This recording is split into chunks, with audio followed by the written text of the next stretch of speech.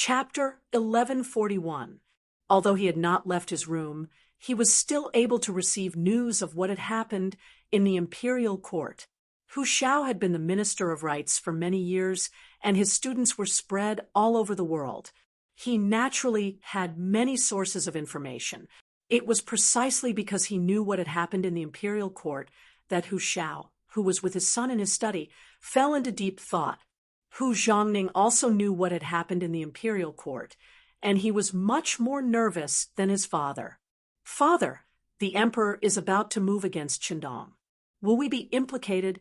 How about I go find the 5-star army in the city? There's no need for that. It's not time yet." Hu Xiao slowly opened his eyes, a faint smile on his lips. It was clear that everything was under his control. "Son, don't think that we'll be in danger if we really start fighting. It's said that even when two armies fight, they don't kill the envoys." "But father..."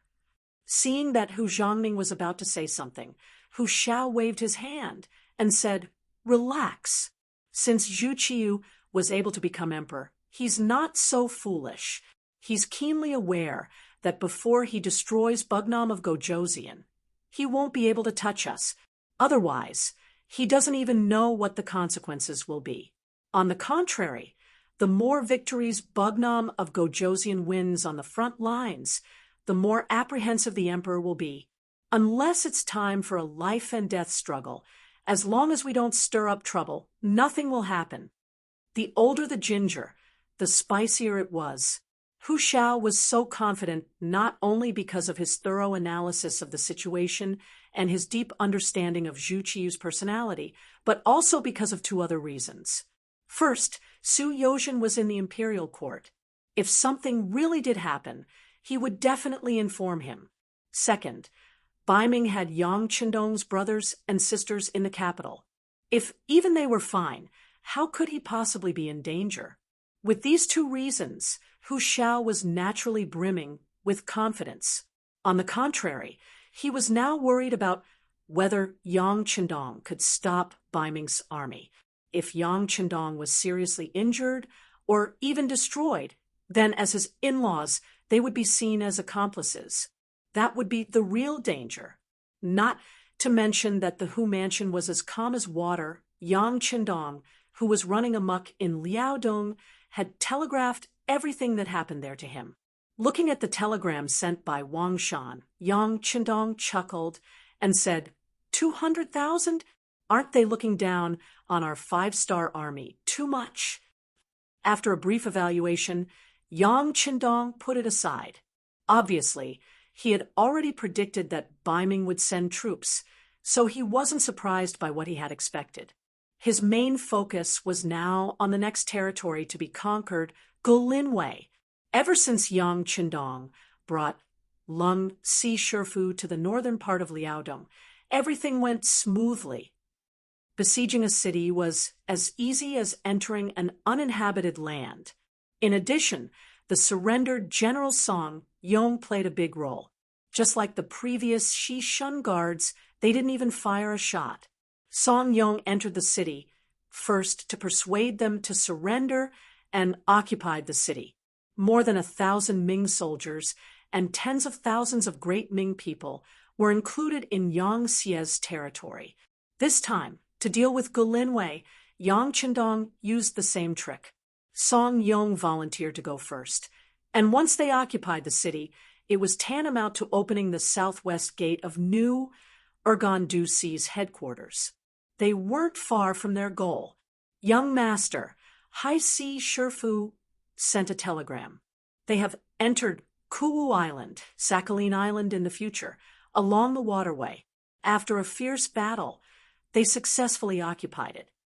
Beta Persei brought a telegram that he had just received to Yang Qindong's temporary tent. Good. When he heard the news, Yang Qindong couldn't help but laugh heartily. Kuwu Island was occupied, which meant that Commander Song Quan had no way to retreat on the sea. He had to either fight with him or surrender. There was no third choice. As if confirming the saying, good things come in pairs. Not long after, Song Yong also rushed back. Along with him was Gu Linwei's grandchin, Huze. Obviously, he had been persuaded, and this time he was here to surrender. Similarly, it didn't take much effort to capture Gu Linwei. Yang Qindong was one step closer to achieving his goal of capturing Liaodong. Very good. Song Yong did well.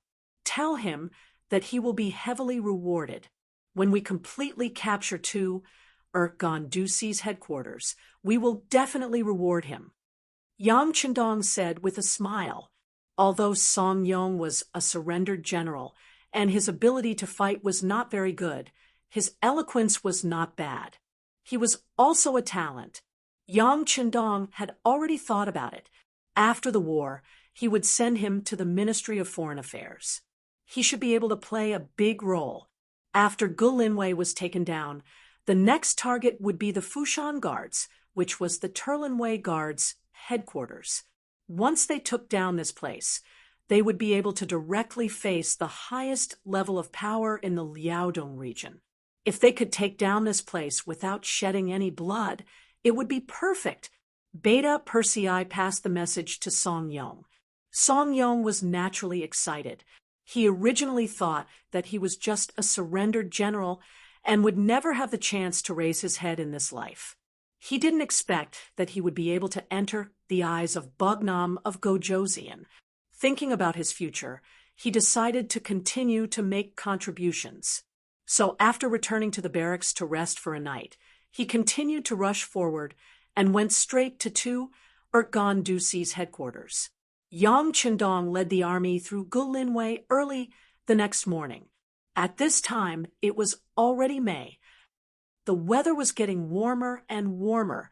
After the snow melted, the speed of the army's advance was also a lot faster. 2 days later, Song Yong sent news that Gandusi's headquarters was already empty. Whether it was the soldiers or the people in the headquarters, they had all disappeared. They should have all gathered in Gandusi's headquarters. So Song Yong directly went to Gandusi's headquarters in the Liaodong region. Another 5 days passed. When Yang Qindong led the army to Gandusi's headquarters, bad news came. The cavalry scouts reported that Song Yong's head was hung on the city wall of Gandusi's headquarters. As soon as the news reached Yang Qindong's ears, he was shocked and furious. Although Song Yong was a surrendered general, he was now representing the 5-star army. As the saying goes, envoys should not be killed in a war. Song Yong was killed just like that. This was clearly a slap to the 5-star army's face. It was a slap to the Bugnam of Gojoseon's face. Young master, Song Yong can't die just like that. This is clearly looking down on our 5-star army. Let's fight. Beta Persei's eyes were shining as he spoke. Along the way, he originally thought that there would be a big battle to fight. This was the time to show off his skills. He didn't expect things to go so smoothly. Originally, he thought that Gandusi would surrender. Although he would be happy, he didn't go to the battlefield after all. But now Song Yong was killed. This was clearly a demonstration by the Ming generals of Gandusi. If he didn't kill this trend, who would take the 5-star army seriously in the future? Yang Qindong didn't answer immediately. Although Song Yong's death made him very angry, he couldn't solve the problem by being impulsive. The most important thing now was to understand the situation in Gandusi. Only by understanding the other party's background would he be able to come up with the best strategy. Beta Persei, contact the intelligence personnel in Gandusi immediately. I want to know how many Ming army there are here and who killed Song Yong. Yes, young master. Beta Persei nodded and turned to leave. Yang Qindong's eyes were cold and angry. Someone actually dared to kill one of his men, and an envoy at that. He had to admit that some people were really bold. Since that was the case, he didn't mind being ruthless and using some cruel means to tell the world what would happen if they didn't follow the rules. The intelligence department acted very quickly. Yang San, the head of the security bureau, had already arranged a lot of people here, so the situation in the city quickly spread out. According to a centurion bribed by the security bureau, Song Yong's death was caused by Zhong Cheng, the commander of the city. The telegram described the whole process of Song Yong's death in detail. Originally, as an envoy, Song Yong could have left the city safely if he failed to persuade them to surrender. As the commander, Song Quan also had the same idea. Although he didn't like his own family and thought that they had no backbone, he would still abide by the rules of war between two armies. Things went bad because of Zhong Cheng. He didn't know where he found out that Song Yong had 100,000 taels of silver on him. This was originally given to him by Yang Chendong. If he succeeded in persuading Song Yong to surrender, this would be their way of expressing their sincerity. Logically speaking, if they didn't reach an agreement, Song Yong should have left the city and wouldn't have handed over the 100,000 taels of silver. But the greedy Zhong Cheng didn't care about this. He thought that since they were going to become enemies, it would be a waste if he didn't take the 100,000 taels. So he led the soldiers to stop Song Yong at the city gate and asked him to hand over the banknotes. Otherwise, he would die. After Song Yong was chosen by Yang Chendong, his whole person changed. He had a bright future. So, of course, he wouldn't hand over the banknotes and show his incompetence again. Considering that he was an envoy of the 5-star army, not only did he not hand over the banknotes, he also loudly reprimanded Zhong Cheng, making the soldiers at the city gate hear clearly. Being reprimanded in public like this, Zhong Cheng's face naturally didn't look good. In a rage, he swung his sword and chopped Song Quan. Naturally, the 100,000 taels of silver also fell into Zhong Cheng's pocket. This matter was seen by many people, so Zhong Cheng deliberately said that this was the fate of those who dared to surrender to the 5-star army. You're courting death. Yang Chendong's face was full of anger. He punched the sand table that was temporarily set up. With just one punch, the solid wood table was completely destroyed. Young master, calm down. This Zhong Cheng really deserves to die. The intelligence department also sent news that this person's reputation in the city isn't good, especially his greed and lust. That's known by everyone. Just counting the number of concubines, he has taken as many as 13 and even gave birth to 3 fat sons for him. His eldest son is already 12 years old and is now running amok in the city. I heard that he's even worse than his father. Beta Persei also said with a face full of anger. Chapter 1142. Humph, they're all in cahoots, Yang Chendong said angrily. Young master, the Zhong family is one of the biggest merchants in the Ming capital. They've taken quite a lot of goods from our commerce department and earned quite a bit of money. Do you want to deal with his family? We'll let them know the consequences of not following the rules of the 5-star army, Beta Persei said when he saw that the young master's anger had yet to dissipate. People always said that one shouldn't bring trouble to one's family. Yang Chendong naturally wouldn't casually bring trouble to Zhong Cheng's family. But since his 12-year-old son was a bad person, it was normal to get rid of him according to the rules. As for the Zhong family, sorry, but they'll be removed from the list of merchants in the future. I'll take note of this. After we take down Terran City, we'll still have to hold a trial. At that time, we'll let the people decide. If Zhong Cheng really didn't teach his son, well, it's better to get rid of him as soon as possible. Yang Chendong didn't say it explicitly, but he didn't object. This was enough to explain everything. Dealing with Zhong Cheng would have to wait until they took down Terran City. The most important thing now was how to take down the city. According to the intelligence department, in order to prepare for the arrival of the 5-star army, the commander had gathered some of the nearby guards in Terran City. In addition to the original soldiers in the city, the Ming army now had close to 100,000 people. It was truly a powerful force. On the other hand, Yang Chendong only had 8,000 elite soldiers from the 4th Infantry Division, 20,000 North Korean C-rank soldiers, and the Northern Ming Guards who had come all the way to Long, which added up to about 10,000. Altogether, there were no more than 40,000 people. 40,000 against 100,000, and it was the main attack. This was basically impossible in the eyes of others, but in Yang Chendong's eyes, it was a completely different matter. The reason why he brought the 4th Division, and not the other cavalry troops, was to attack the city. Now, it seemed that he had to use it. Inform the commander to prepare to attack the city. Inform the other troops to prepare to assist in the attack. Inform the 4th Division of the Sea to be on standby and prepare to bombard Terran City. Yang Chendong gave out orders one after another. Since they didn't have enough troops and the enemy still wanted to defend, it was impossible to solve the problem peacefully. They might as well use the most powerful firearms. Even though it would inevitably cause some unnecessary casualties, it was better than losing their own men and losing their own soldiers. Ling Dechang was very excited when he received the order. Ever since he entered the Liaodong region, he had been looking for a chance to show off his skills. From the telegram, he found out that both the 1st Cavalry Division and the new army had done a lot.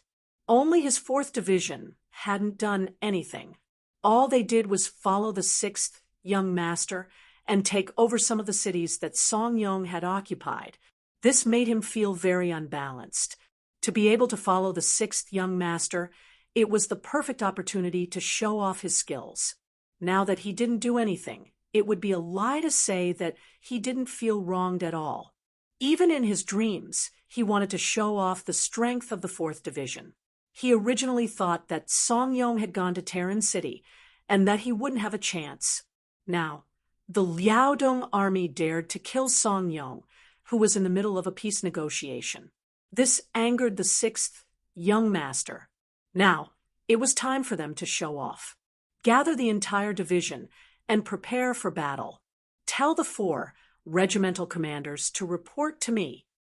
After Ling Dechang finished speaking, he laughed heartily and went to the sand table to plan the attack. Within Terran City, Commanding Officer Song Quan sat in the main hall with a dignified expression. Beside him sat Commander Zhong Chung and Commander Qian Shi Yili Gong. Commanding Officer Song Quan was a grade 2 general. To be able to reach this position, Song Quan was quite capable. Furthermore, from the fact that he hadn't moved from his position for 7 years, it could be seen that he was a smooth and slick person. The great Ming dynasty valued the civil and despised the military. This was especially so for the generals who held great power. It was very easy for the emperor to be suspicious of them. Reality also proved that if it wasn't for the emperor's suspicion and the civil officials' jealousy, the great Ming dynasty wouldn't have been destroyed. As a commanding officer of hundreds of thousands of soldiers, Song Quan was able to sit in his position for 7 years.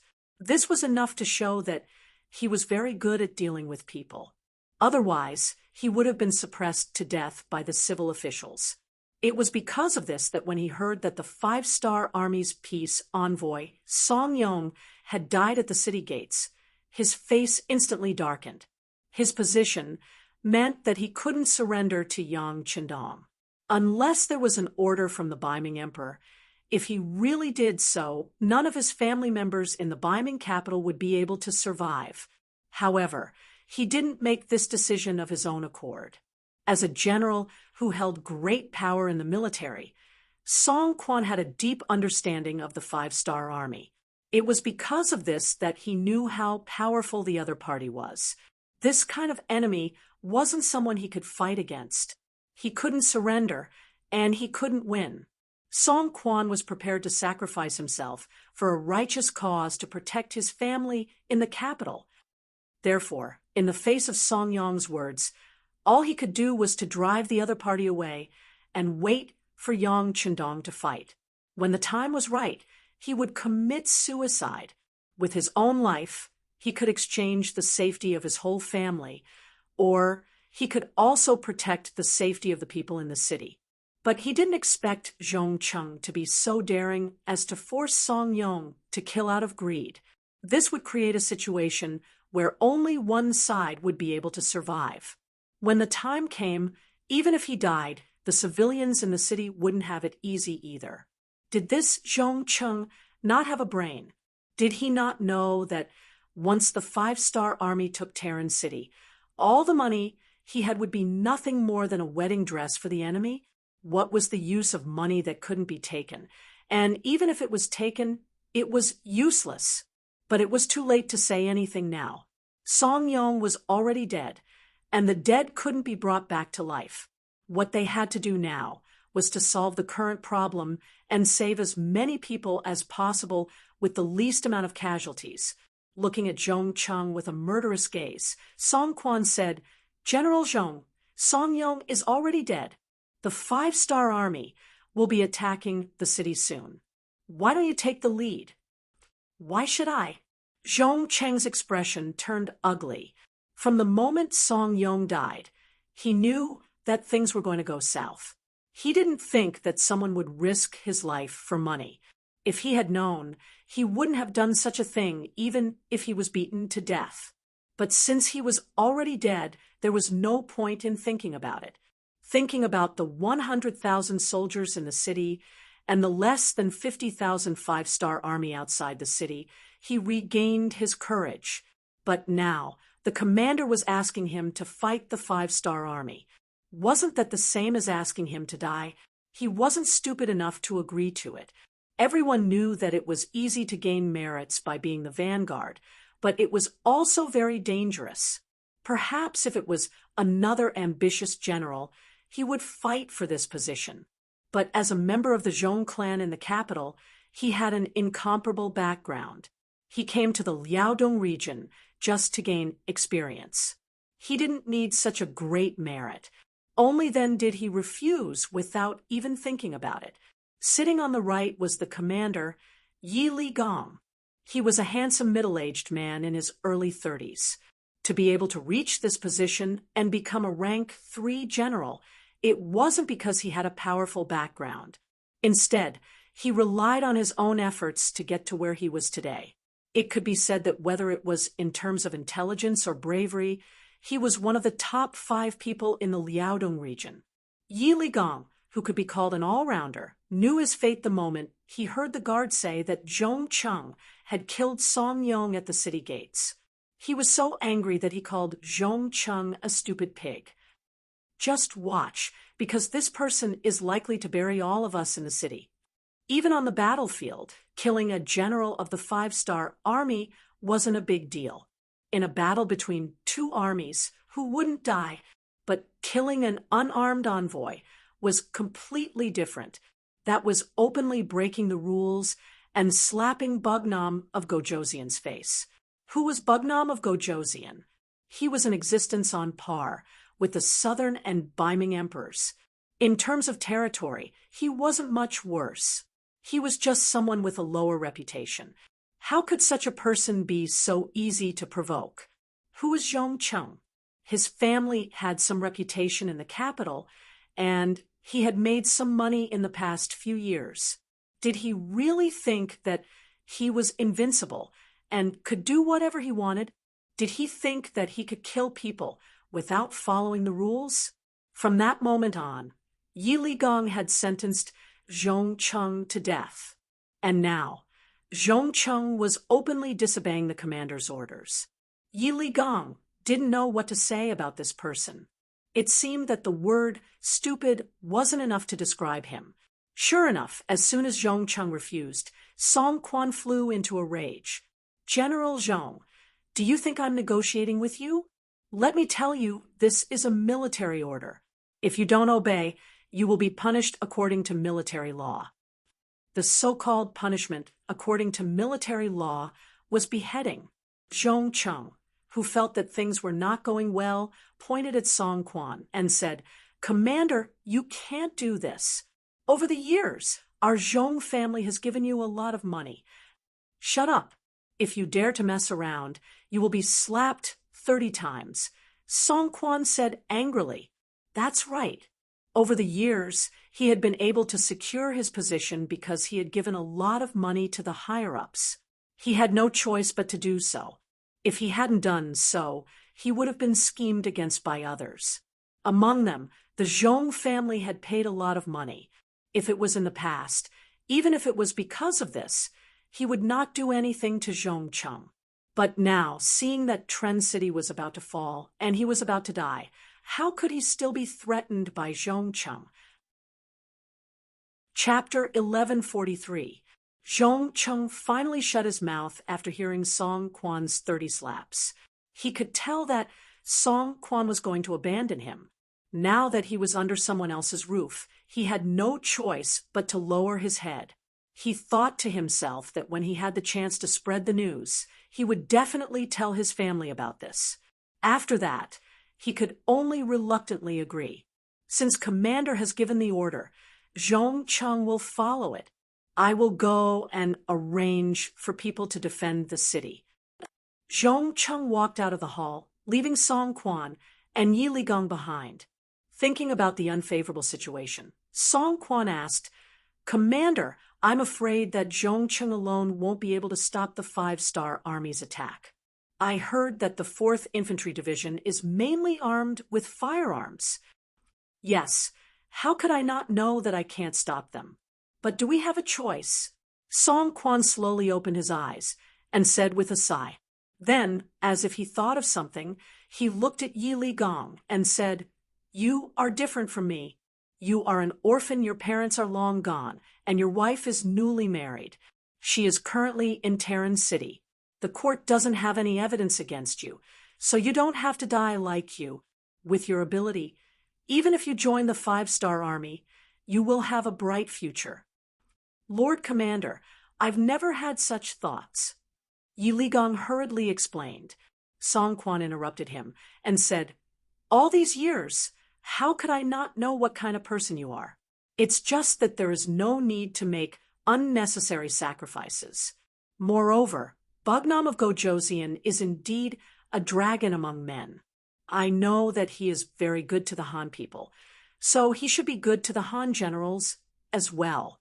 With him, the Han people's status will be higher and their lives will be better. Isn't this what we want to see? Sai, if it wasn't for my family, I would also consider joining the 5-star Army and fight for Bugnam of Gojoseon, fighting for the Han people's future. Yi Ligong would never have thought that Song Quan would be the one to say such heartfelt words. For a moment, he was stunned and didn't know what to say. Just like what Song Quan said, Yi Ligong had a good impression of the 5-star Army. Especially after learning about their deeds from various intelligence reports, he admired them even more. However, due to his identity and faction, he had no choice but to hide it in his heart. Now, the choice was right in front of him. He had gone from being a bystander to being in the situation.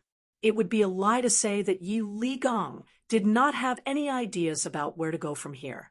However, when he thought about how everything he had today was all because of Song Quan's recommendation, he could not let down this benefactor in his life. And now it was this noble person who was advising him to surrender to the enemy. His heart, which had been suppressed, began to stir again. Yi Ligong did not immediately object, which was equivalent to expressing his attitude. How could Song Quan not know?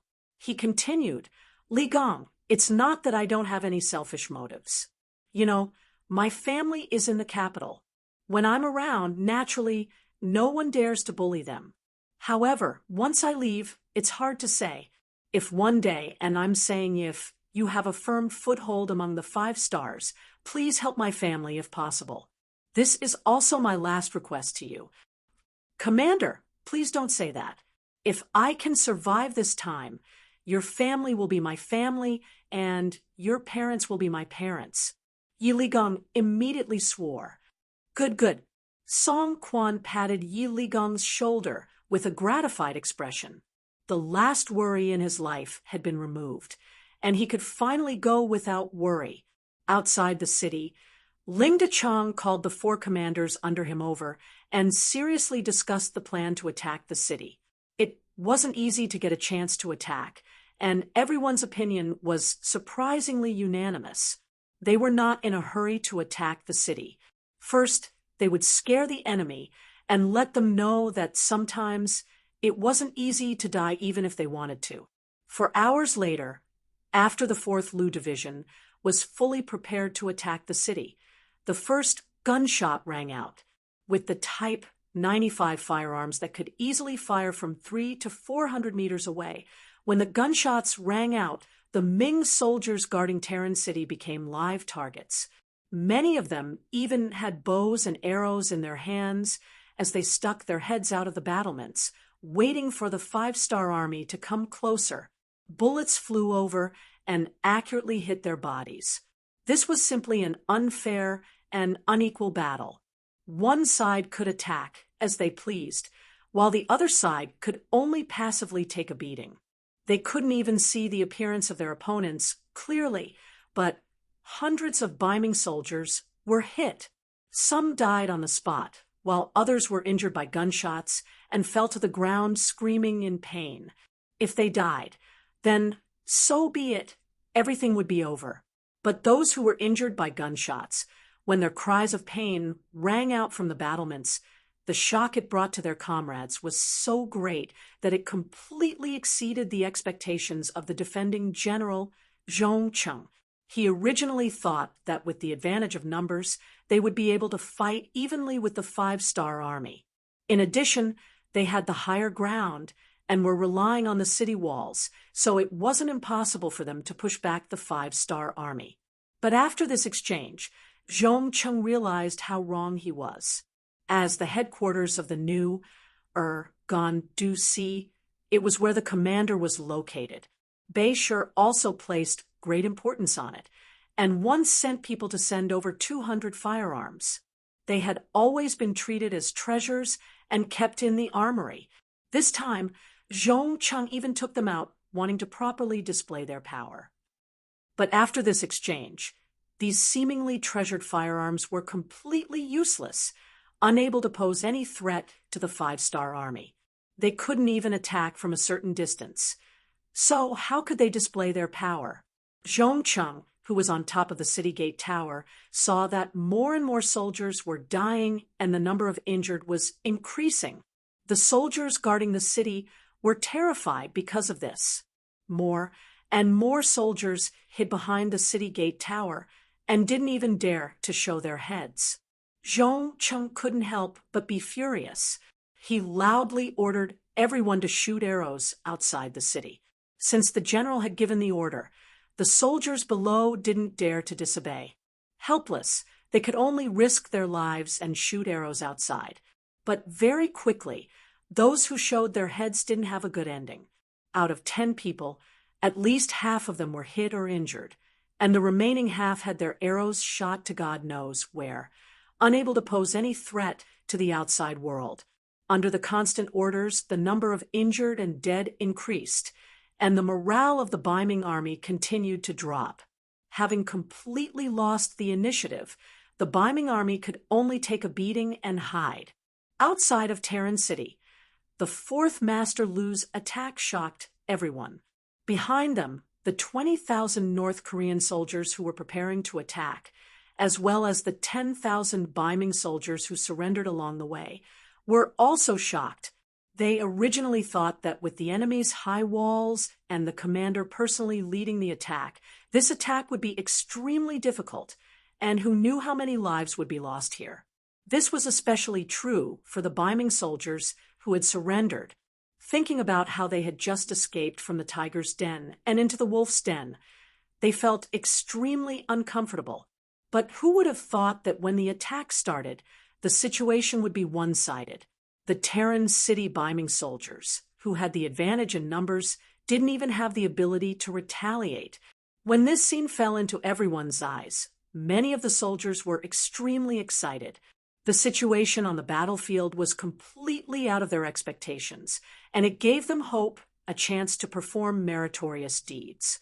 General, the North Korean soldiers and the Ming army who surrendered are asking if we can attack the city now. Ling Dechong was still smiling as he watched his soldiers flaunt their might when the messenger walked over and reported, "There's no rush, there's no rush." Ling Dechong waved his hand and laughed, "Tell them that it's not time for them to attack yet. Let's fight for a while longer and completely destroy their morale. That's when we'll be able to win this battle."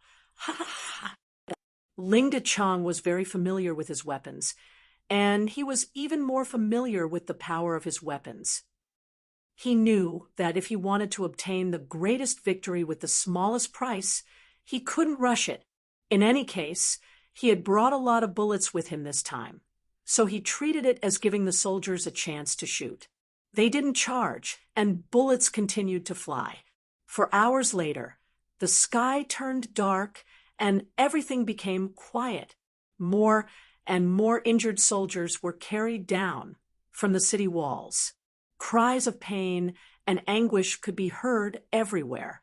When the Ming soldiers who hadn't entered the battlefield heard this, their faces turned pale and their expressions changed greatly. Facing an enemy who could easily kill you from a distance without even facing you head-on, they didn't have much of a chance of winning. They all thought in their hearts, if it were them, how much confidence would they have in winning? The commanding general, Zhong Chung, also had a dejected look on his face. He originally thought that with his advantages, he would be able to fight on par with the 5-star army. If things went well, he would be able to defeat them. That would be an outstanding military achievement. Who would have thought that the result would be like this? After fighting for 4 hours, they couldn't even touch the corner of their opponent's clothes. He only got the result of more than 300 soldiers being killed and more than 1,000 injured. Of course, what was worse was that the morale of the soldiers had been greatly damaged.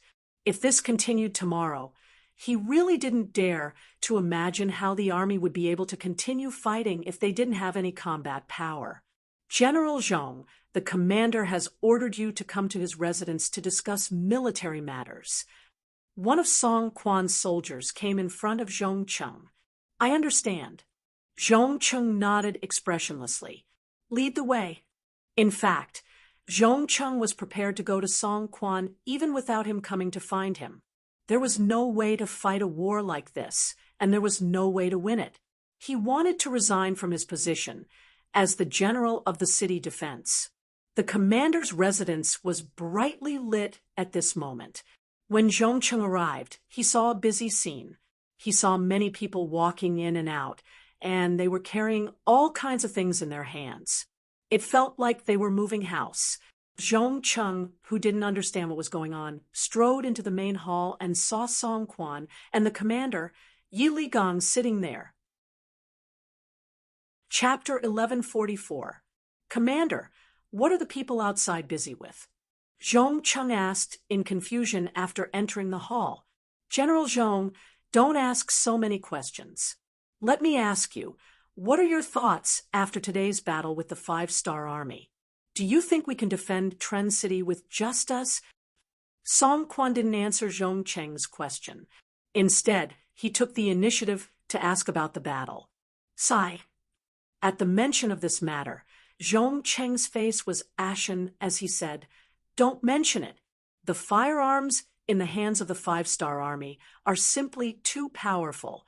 They can even shoot from afar and are extremely accurate. We didn't even see their shadows, and we've already lost over 1,000 people. If this battle continues like this, there's really no way to continue." "Oh, so that means we won't be able to defend the city?" Song Quan asked again. "That's right. We can't defend it. This time," Zhong Chung answered honestly. If that's the case, what does General Zhong think about breaking out of the encirclement?" Song Quan asked, as he already expected Zhong Chung to say this. Breaking out of the encirclement? This question was completely out of Zhong Cheng's expectations. Then he remembered that when he entered the mansion, he saw those people moving things back and forth. He immediately understood that Song Quan was preparing to escape. Seeing that Zhong Cheng seemed to be thinking about something, Song Quan looked at Yi Ligong on the other side. The two of them looked at each other and nodded. Song Quan said to Zhong Cheng again, "That's right, we should break out of the encirclement. You know the situation this afternoon. The 5-star army has very powerful firearms. It's not something we can stop. If we don't break out of the encirclement early once they attack with this method, I'm afraid we won't even have a chance." "Yes, Commander, you're right. But isn't it too rushed to break out of the encirclement tonight?" After seeing the power of the 5-star army, Zhong Cheng agreed with this decision. However, he still felt that breaking out of the encirclement now was too rushed. He didn't even have the slightest bit of preparation. It's not rushed. Who can guarantee that the 5-star army won't attack the city tomorrow? If that's the case, I'm afraid we won't even have a chance to break through. Seeing that Zhong Cheng didn't immediately object, Song Quan continued to persuade him. The 5-star army was indeed powerful. No one knew what kind of attack they would launch tomorrow. In the end, Zhong Cheng nodded and agreed. "Let's break through the encirclement then. I just don't know what kind of plan the commander has." "Hee, I've already discussed this matter with Yi Qian. Let's do it like this tonight. In the middle of the night, dark clouds covered the moonlight and the sky was completely dark. Looking at Talon City from afar, other than the moving torches on the city walls, which were soldiers patrolling, everything else was pitch black. It gave off a very quiet feeling. However, the atmosphere suddenly changed. The originally quiet city was suddenly filled with rumbling sounds. Then, the west gate was opened and a large group of people rushed out. They appeared like a whirlwind and rushed towards the river guards. After the west gate was opened, the south gate opened as well.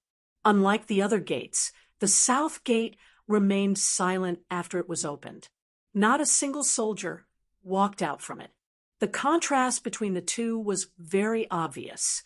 Outside the south gate, Yang Chendong, who had already changed into a golden cloak, was slowly approaching under the protection of 1,000 Black Knights.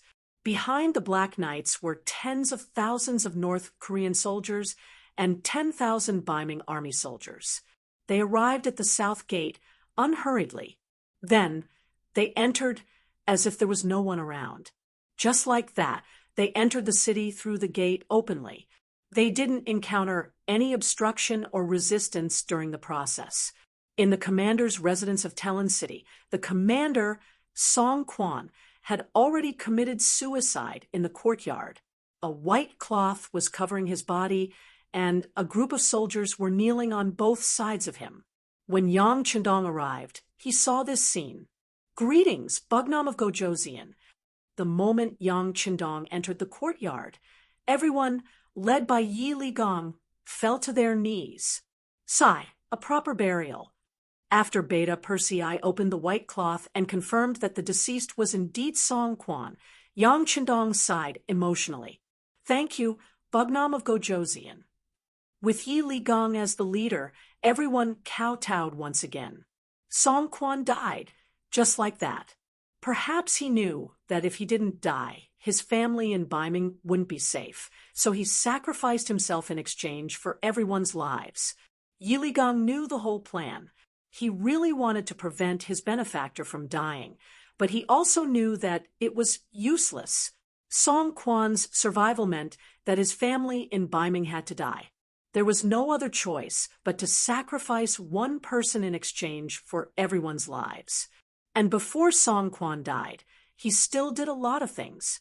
He really needed Yi Ligong to take care of his family in the future, so he first arranged for Zhong Cheng, who was a thorn in his side, to leave the city.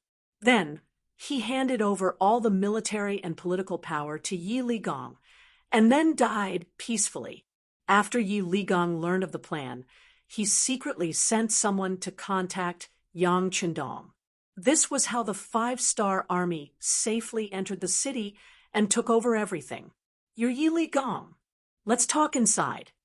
Yang Qindong already knew everything that had happened. He couldn't do anything about Song Quan's choice, but he also admired him. He was full of curiosity about Yi Li Gong. What kind of person could make Song Quan sacrifice himself to protect him? Could he really guarantee that Yi Li Gong would fulfill his promise after his death? In the main hall of the commander's residence, Peng Yu, Ba Daojiang, and the others, who had transformed into Long Wei, carefully inspected the place. After confirming that there were no problems, Yang Qindong stepped into the hall, followed by Yi Li Gong, the commander-in-chief.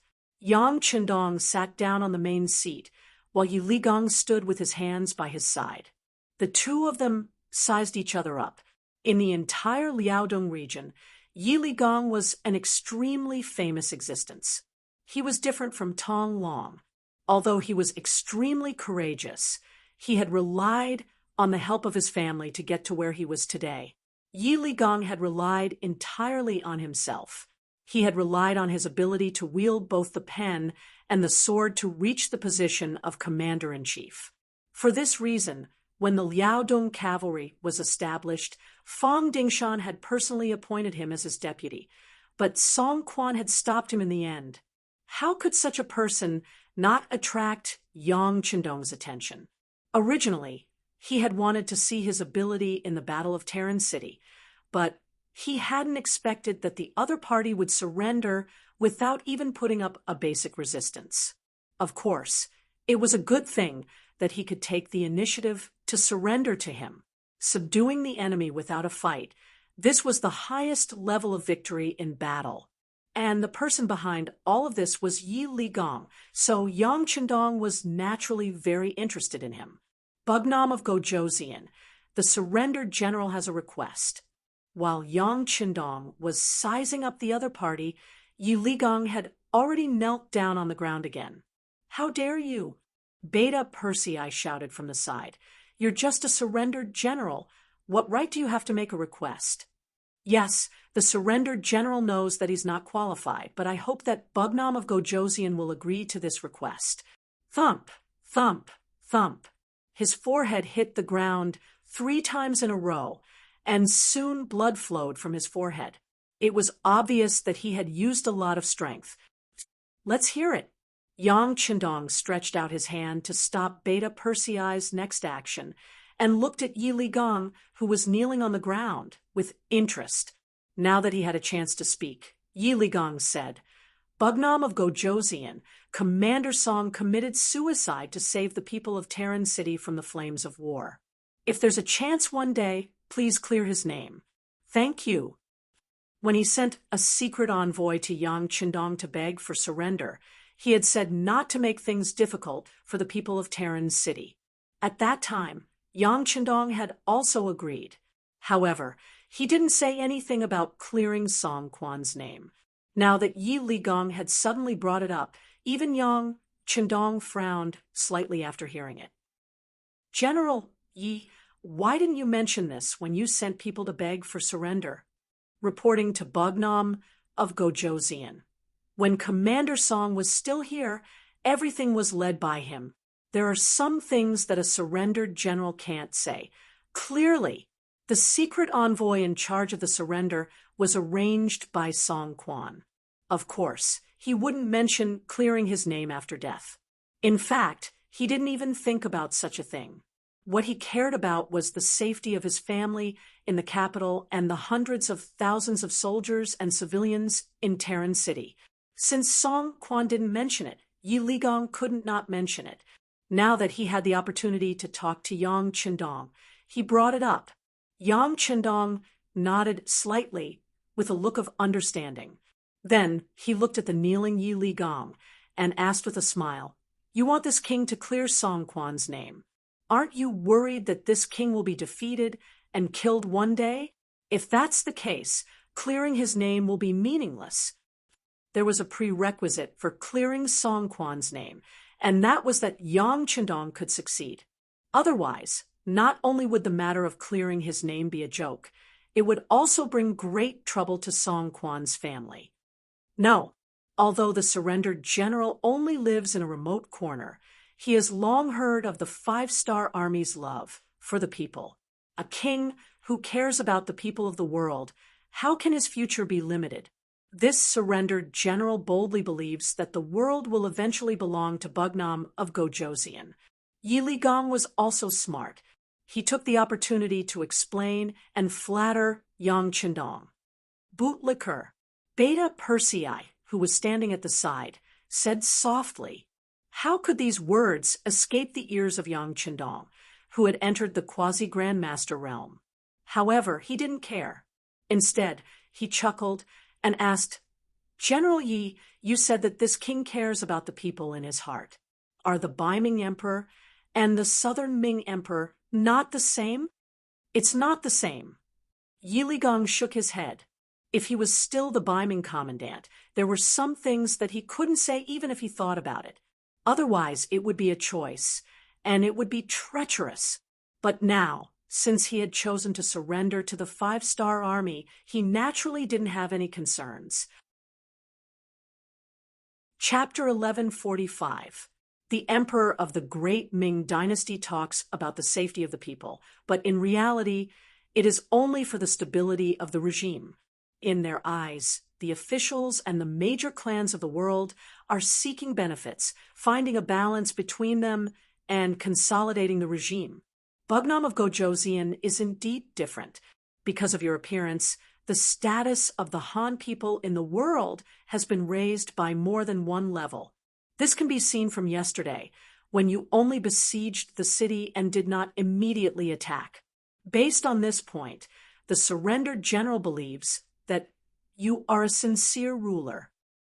After Yi Ligong finished speaking, he once again knelt on the ground, as if he had said all that he should say, and would let Yang Chendong deal with him. The words just now were indeed the words of Yi Ligong's trusted aide. But how could it not be a representation? Presumably, in the entire Great Ming Dynasty, there should be many generals with such knowledge. When Yang Chendong heard this, he was naturally gratified. At least, there was someone who understood what he did. Good, I have to say, General Yi, your words really made me happy. Since that is the case, I will agree to your request. Once this prince has enough ability, I will definitely clear General Song Quan's name. And as you said, this prince does not want to see the Han people and the Ming army kill each other.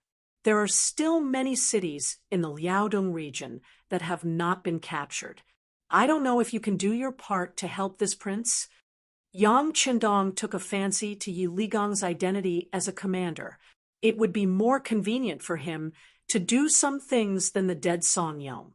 In addition, he intended to test the other party's ability, so he spoke out. The surrendered general is duty-bound. How could Yi Ligong, who wanted to take the opportunity to show his ability, not agree? The surrendered general thanks Bugnam of Gojoseon for promising to clear General Song's name. Thank you again. Thump, thump, thump. He kowtowed 3 more times, and blood overflowed from his forehead. Just as the two were talking, Long Wei's voice came from outside the hall. 6th Young Master, Lu 4th Division Commander Ling Daqiang requests an audience. Let him in. Yang Chendong sat up straight with a smile on his face. After a dozen breaths of time, Ling Daqiang entered the hall with a wooden box in his hands. He knelt down in front of Yang Chendong, who was wearing a golden cloak. 6th Young Master, I was able to accomplish my mission. Zhong Cheng has been killed. This is his head. Poor Zhong Cheng. He didn't even know that he had been betrayed. They thought that Song Quan had really given the order to break out of the encirclement, but unbeknownst to them, not too far away from the southern gates, the Lu 4th Master Teachers were already lying in ambush. As soon as they appeared, they would surround them and eliminate them. How could Zhong Cheng know about this? He was still happy that he was about to escape from danger. Following that, gunshots rang out and everything ended. Zhong Cheng was dead. Not only that, but his family members who followed him out of the city didn't end up well either.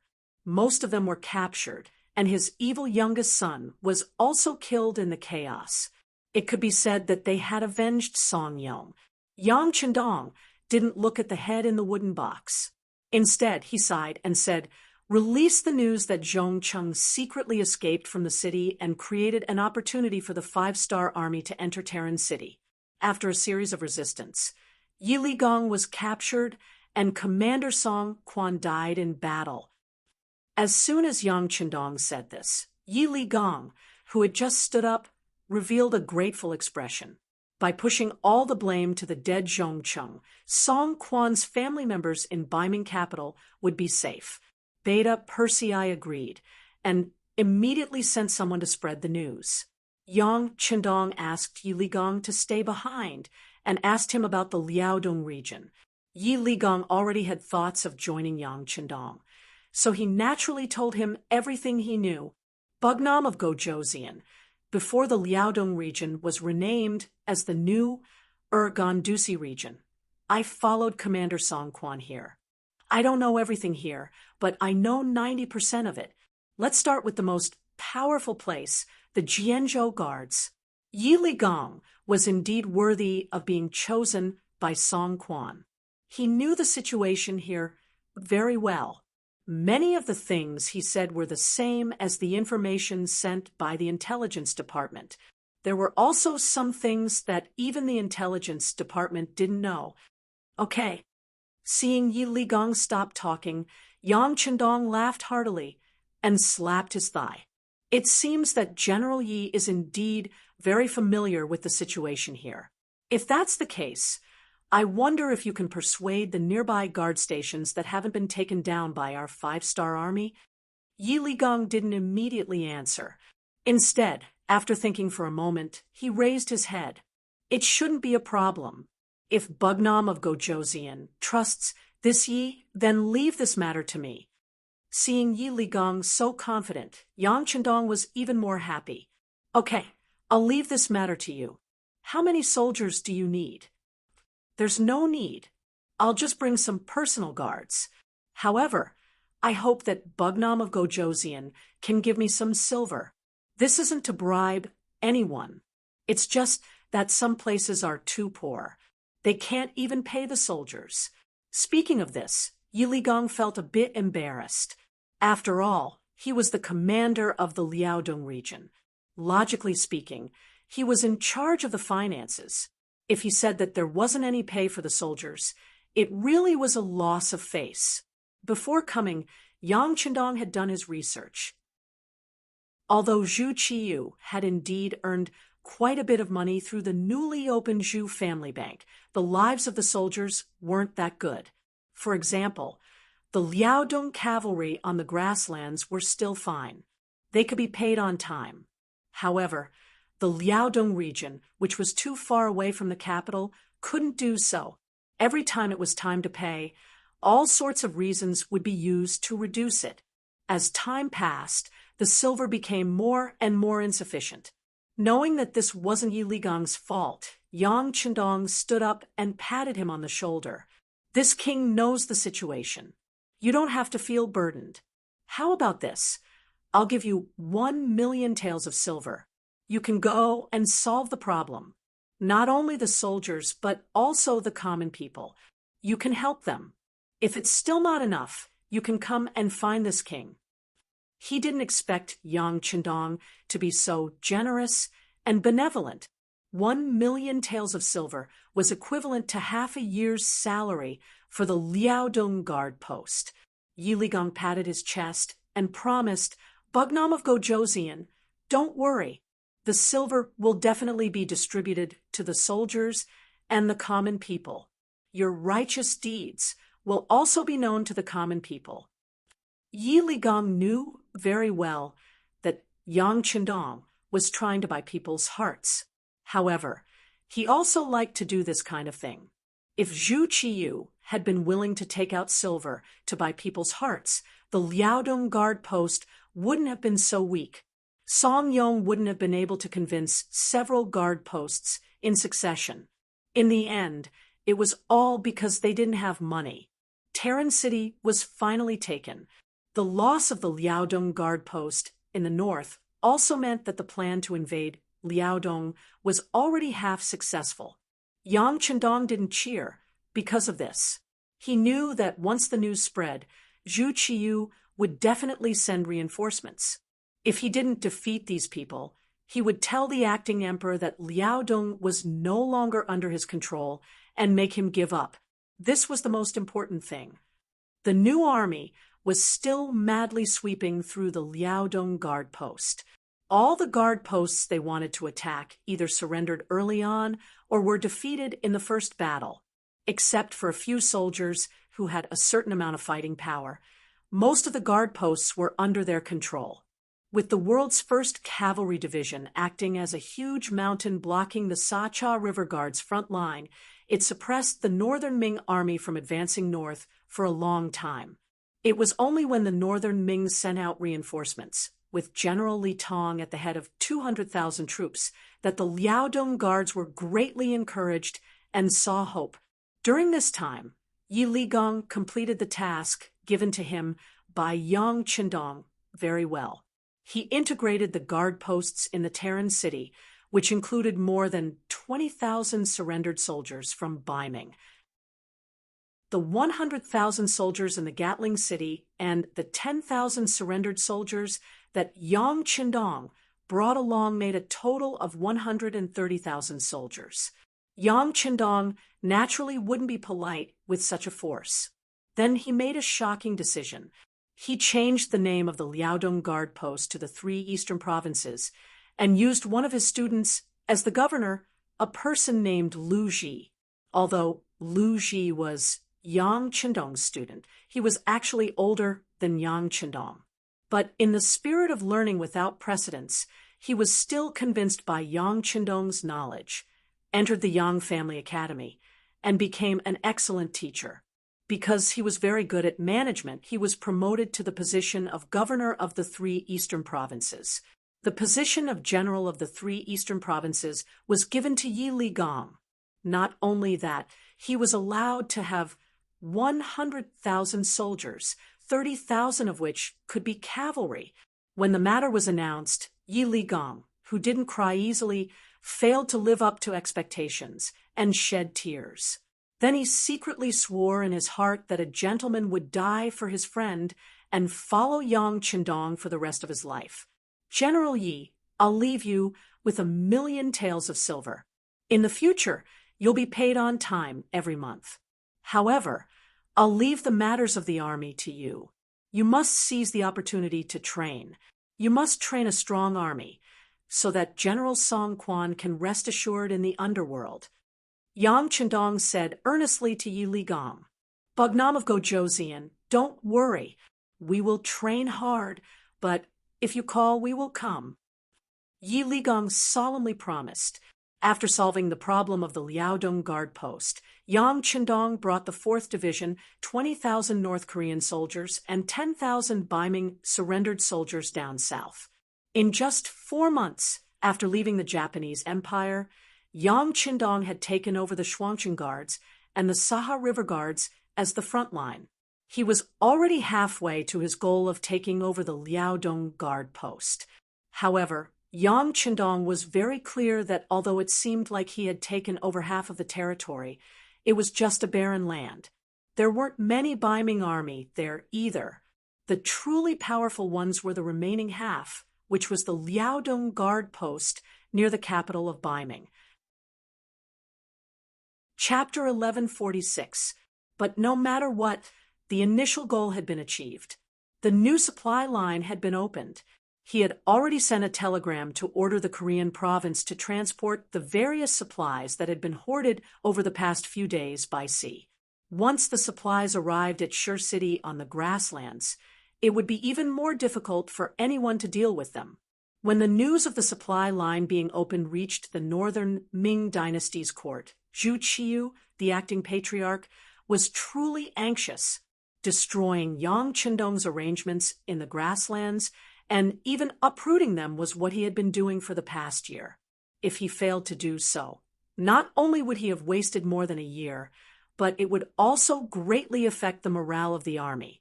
Zhu Qiu definitely did not want to see such a thing happen. Although he was not fully prepared, he still sent an order to the Ming commander Shi Heng on the grasslands front line. He ordered the Walla army's troops, Yeshen, to go to Shi City. No matter what, they had to solve the problem before the five-star army's supplies arrived. At the same time, Zhu Qiu sent someone to quickly inform General Li Tong, who had already sent troops and was about to reach the Liaodong region. In the face of the five-star army, they had to win and not lose, even if it was a draw. In short, they had to block the main force of the five-star army in the Liaodong region so that they could not support Grassland City. The emperor gave orders one after another, and the situation in the Liaodong region became extremely tense. On the grasslands, the war was about to break out, and the situation was even more grim. With Su Yozhen's insider, the news about Zhu Qiu's plan to attack Shi City was quickly sent over via telegram. After the new army's commander, Tiger's Mane, and the mayor, Yu Mian, discussed, they immediately ordered the entire city to be under martial law and to strictly investigate the identity of the people who had recently arrived.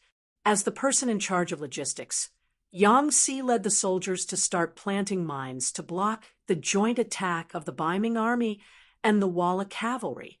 Compared to the slow telegram, the Ming commander Shi Heng, who had already occupied Tulu City, only received the news of the emperor's order to send troops on the fourth day. "What are you doing?" "We'll attack immediately. Our army hasn't been fully assembled yet, and our provisions haven't arrived yet." Shi Heng looked at the imperial edict in front of him with dissatisfaction. However, when he saw Zhu Qiu repeatedly say urgent at the end of the imperial edict, he knew that there were some things that he could not decide. "Forget it. Send out the troops. Order the general at the vanguard to take 20,000 soldiers and leave first. We'll talk about it after we've created some momentum." Shi Heng only did this because he wanted to complete the decree. He wanted to create some momentum to complete his task. However, what he didn't expect was that not long after the vanguard army left Tala City, they were ambushed by a new army before they even reached the beginning city.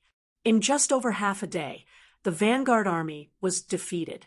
More than 10,000 people were killed and captured. In the end, only about 50,000 people managed to escape. After being hit in the head, Shi Heng finally calmed down. He knew that in the face of such a powerful opponent like the five-star army, all kinds of accidents could happen if he was a little careless. Therefore, he suppressed the urge on the imperial edict and nervously contacted Yeshen, asking him to send troops to cooperate. At the same time, he called back 70,000 Liaodong cavalry and made preparations to attack the beginning city. In the beginning city, the commander of the new army, Tiger's Mane, was cheering for the victory of the first battle. However, after learning about Shi Heng's preparations from the intelligence personnel, he didn't dare to be careless. While doing the strict defense of the city, he sent a telegram to Yang Qindong and reported in detail what had happened here. Yang Qindong, who was rushing to the Twin City Guard, didn't look happy at all after seeing the telegram. Instead, his eyebrows were knitted together again. "Young master, shouldn't Tiger's Mane be happy after winning the battle?" Beta Persei, who was following beside him, noticed the change in Yang Qindong and asked with some confusion, "Yes, you should be happy after winning the battle. It's just that this first battle has been won. I'm afraid that the next battle won't be so easy. With this lesson, do you think the Ming army will still underestimate the enemy?" Yang Qindong nodded first, then looked at Beta Persei in a rhetorical manner. Beta Persei didn't know how to answer this question. He could only touch his head and chuckle. "It's okay, with Tiger's Mane there won't be any problems in the beginning city. I also believe in Tiger's Mane. There won't be any problems in the short term, but it's hard to say after a long time. So we have to speed up. We can't continue to wait. In this way, order the entire army to speed up. Yang Qindong nodded. Although Tiger's Mane had never complained, Yang Qindong could imagine that after not receiving any supplies for more than a year, even if there were some stocks before, there wouldn't be much left now. Under the order of Yang Qindong, the army once again sped up.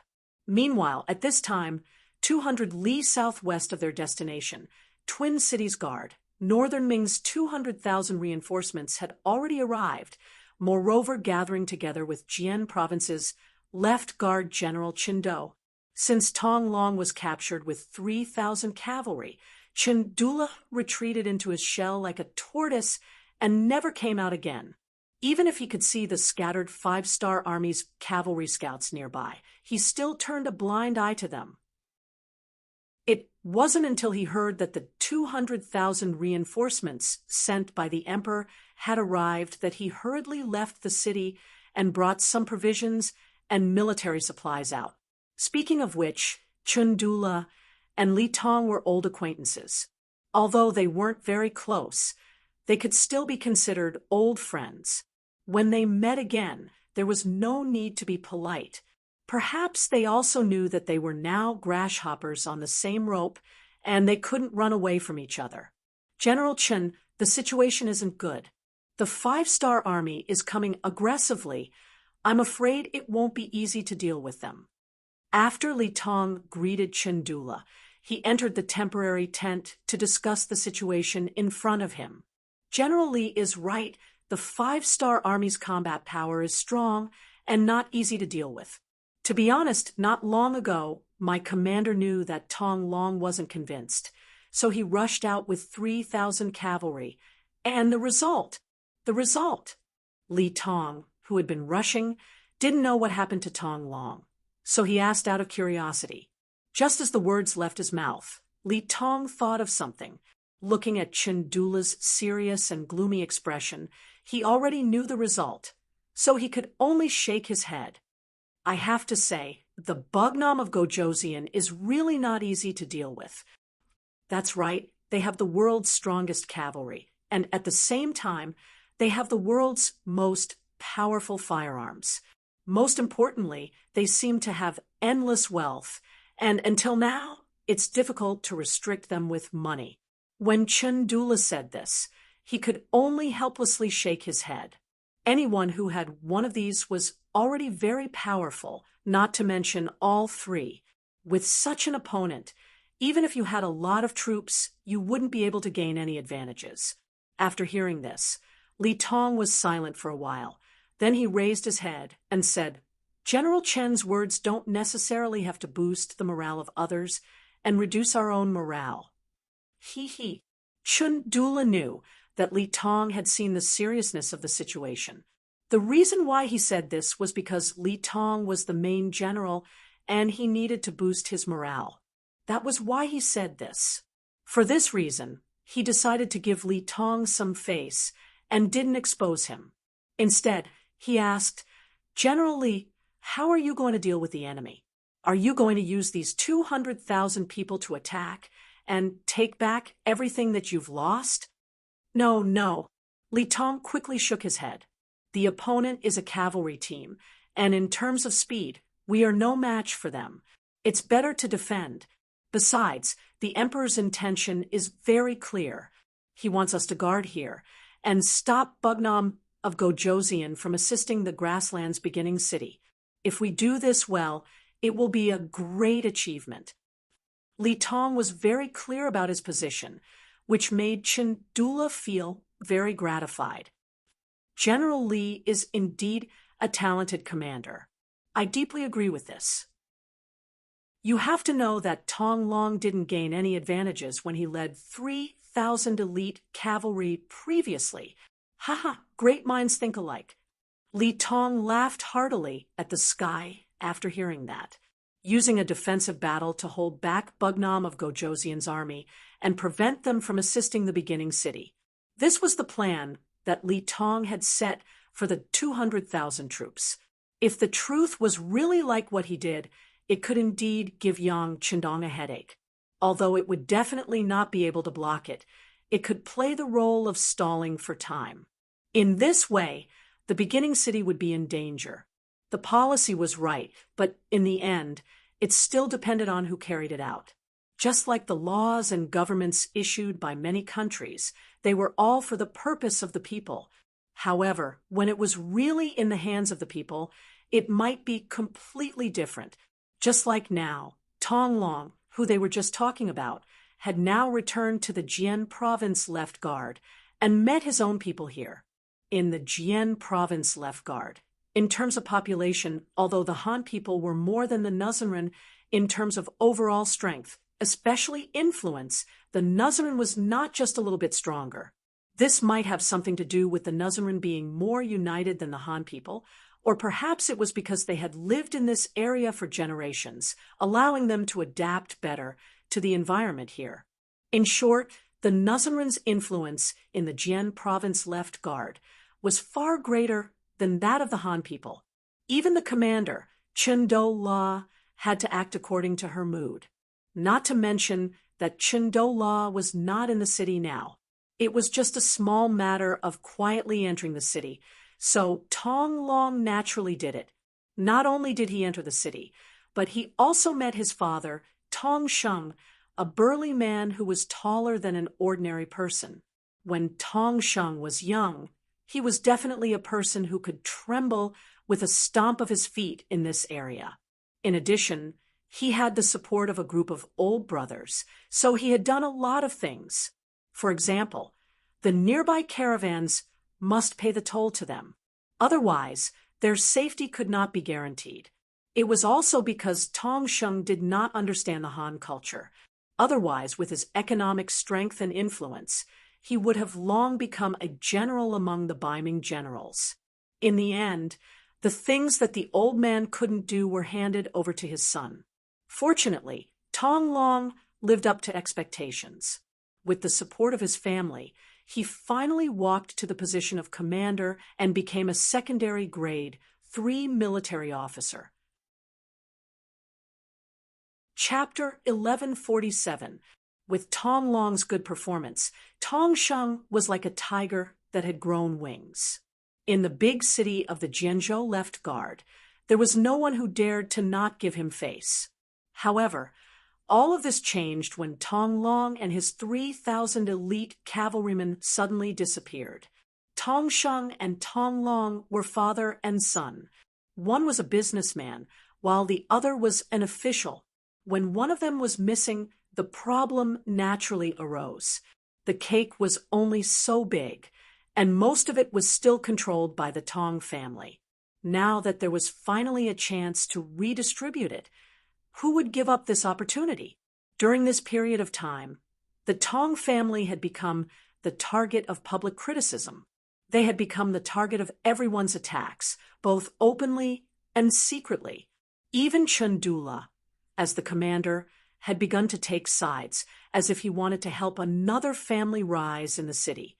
The Tong clan's days became harder and harder, and they were getting worse day by day. At this moment, Tong Long suddenly appeared in front of his father, which made Tong Sheng extremely excited. "My son, you're back? Haha, that's great. Let's see who dares to make things difficult for our Tong family this time." Tong Sheng, who had always been expressionless, actually had such a reaction after seeing his son.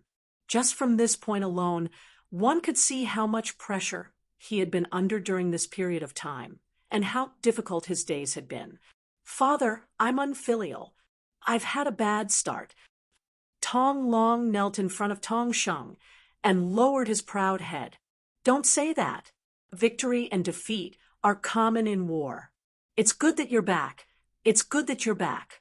How about this? You can immediately go to the Yamen and restore your official position first." Tong Sheng knew that Chen Du-la was not in the city, so he decided to restore his son's official position first and properly intimidate the other opponents in the open and in the dark.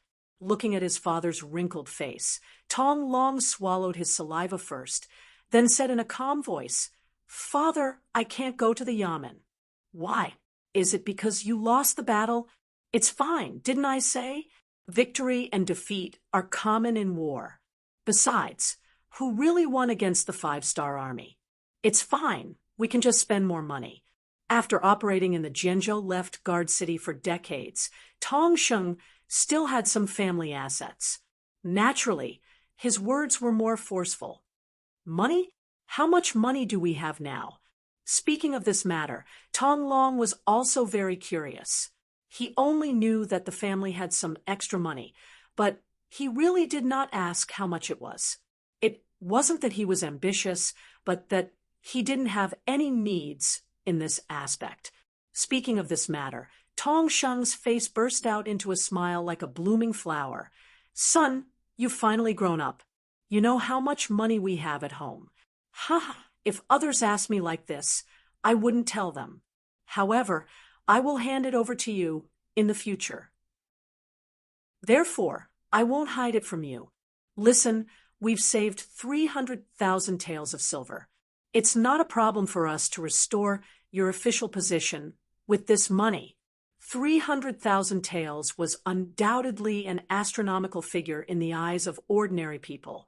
Didn't Zhong Cheng kill Song Yong for 100,000 taels of silver? In the end, he was beheaded and separated from his family. Looking at his father's proud appearance, Tong Long did not feel the slightest bit of joy. Instead, he sighed. His father had worked hard for so many years, and after operating for so many years, he only managed to save 300,000 taels of silver. Yet, he was already so happy. He didn't know if he should say that it was a kind of sorrow. In front of his father, Tong Long revealed a calm expression. His right hand slowly reached into his pocket, and then he easily took out 500,000 taels of silver. Father, what do you think this is? Silver?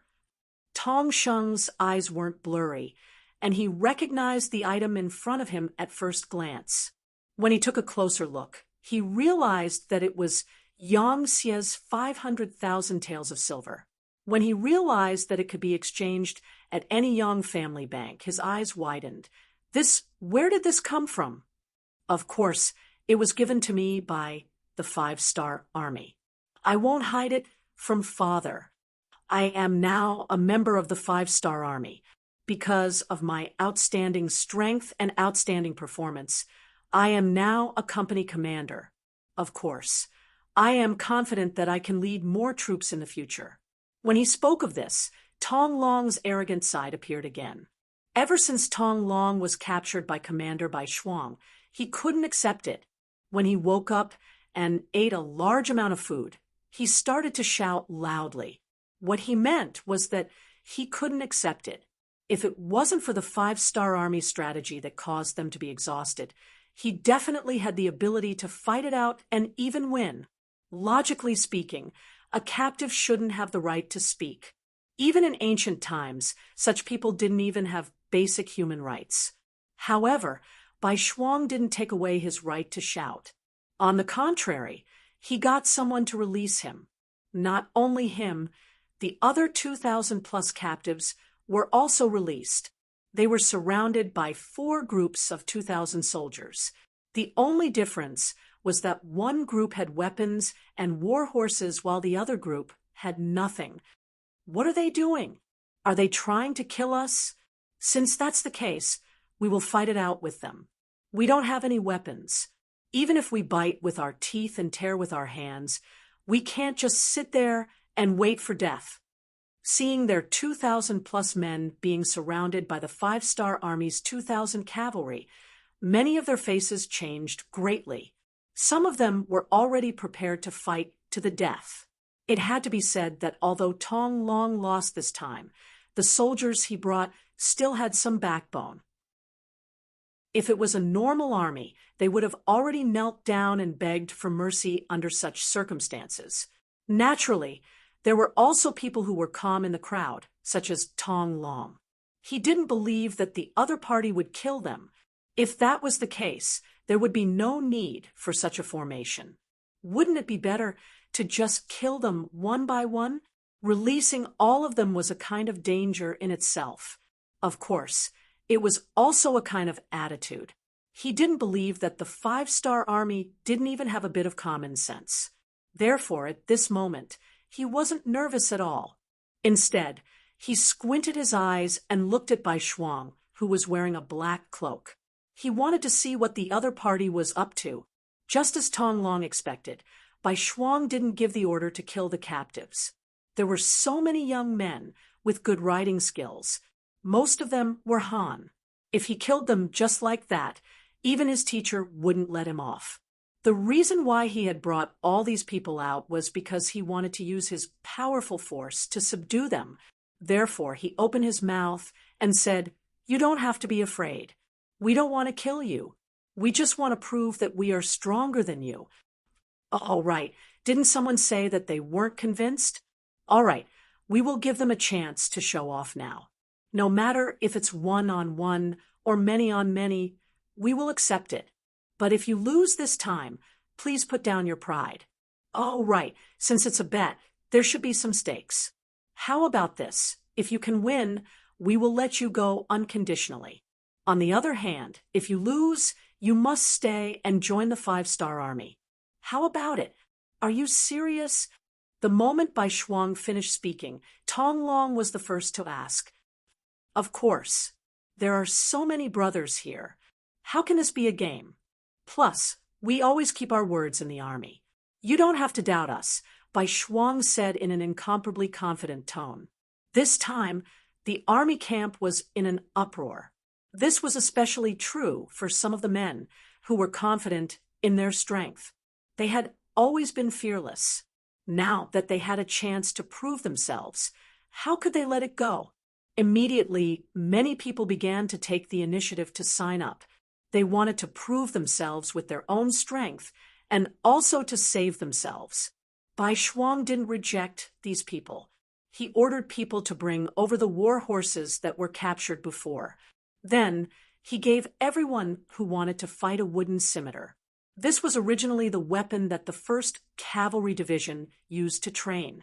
With such a weapon, they didn't have to worry about killing people. At most, they would only suffer some minor injuries. The first to fight were the 100 captives. Their opponents were the 100 cavalry warriors of the 4th Regiment. In front of everyone, the two sides pulled apart a distance of 2 li.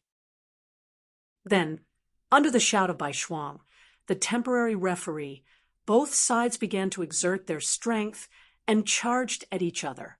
It had to be said that the cavalry that caught Tong Long's eye and brought out were quite strong. They charged from afar, waving their wooden scimitars and doing all kinds of difficult tricks on the horses. Loud battle cries came from their mouths. Their imposing manner was extraordinary. In comparison, the 100 soldiers of the 4th Regiment seemed to be weaker. They didn't shout or shout. Instead, they kept moving forward in silence. As they moved forward, they kept changing their formation. The 100 people quickly formed a formation of 5 tip of the arrow. Then, they collided with the 100 captives in a way that could pierce through their hearts. 1 chopstick was easily broken. 10 chopsticks couldn't be broken. When the two sides began to collide, the tip of the arrow array displayed its unique and powerful strength. Under the coordination of each other, the soldiers of the 4th Regiment only needed to take care of the enemies in front of them. As for their left, right, and back, there were naturally other comrades in charge of protecting them. This allowed them to maximize their attacking power. On the contrary, the captives were fighting for themselves. Those who had a good relationship with each other only cooperated in 2s and 3s. In the face of the tip of the arrow, which was a group of 20, it was no different from a mantis trying to stop a chariot. In just one exchange, a quarter of the 100 captives fell.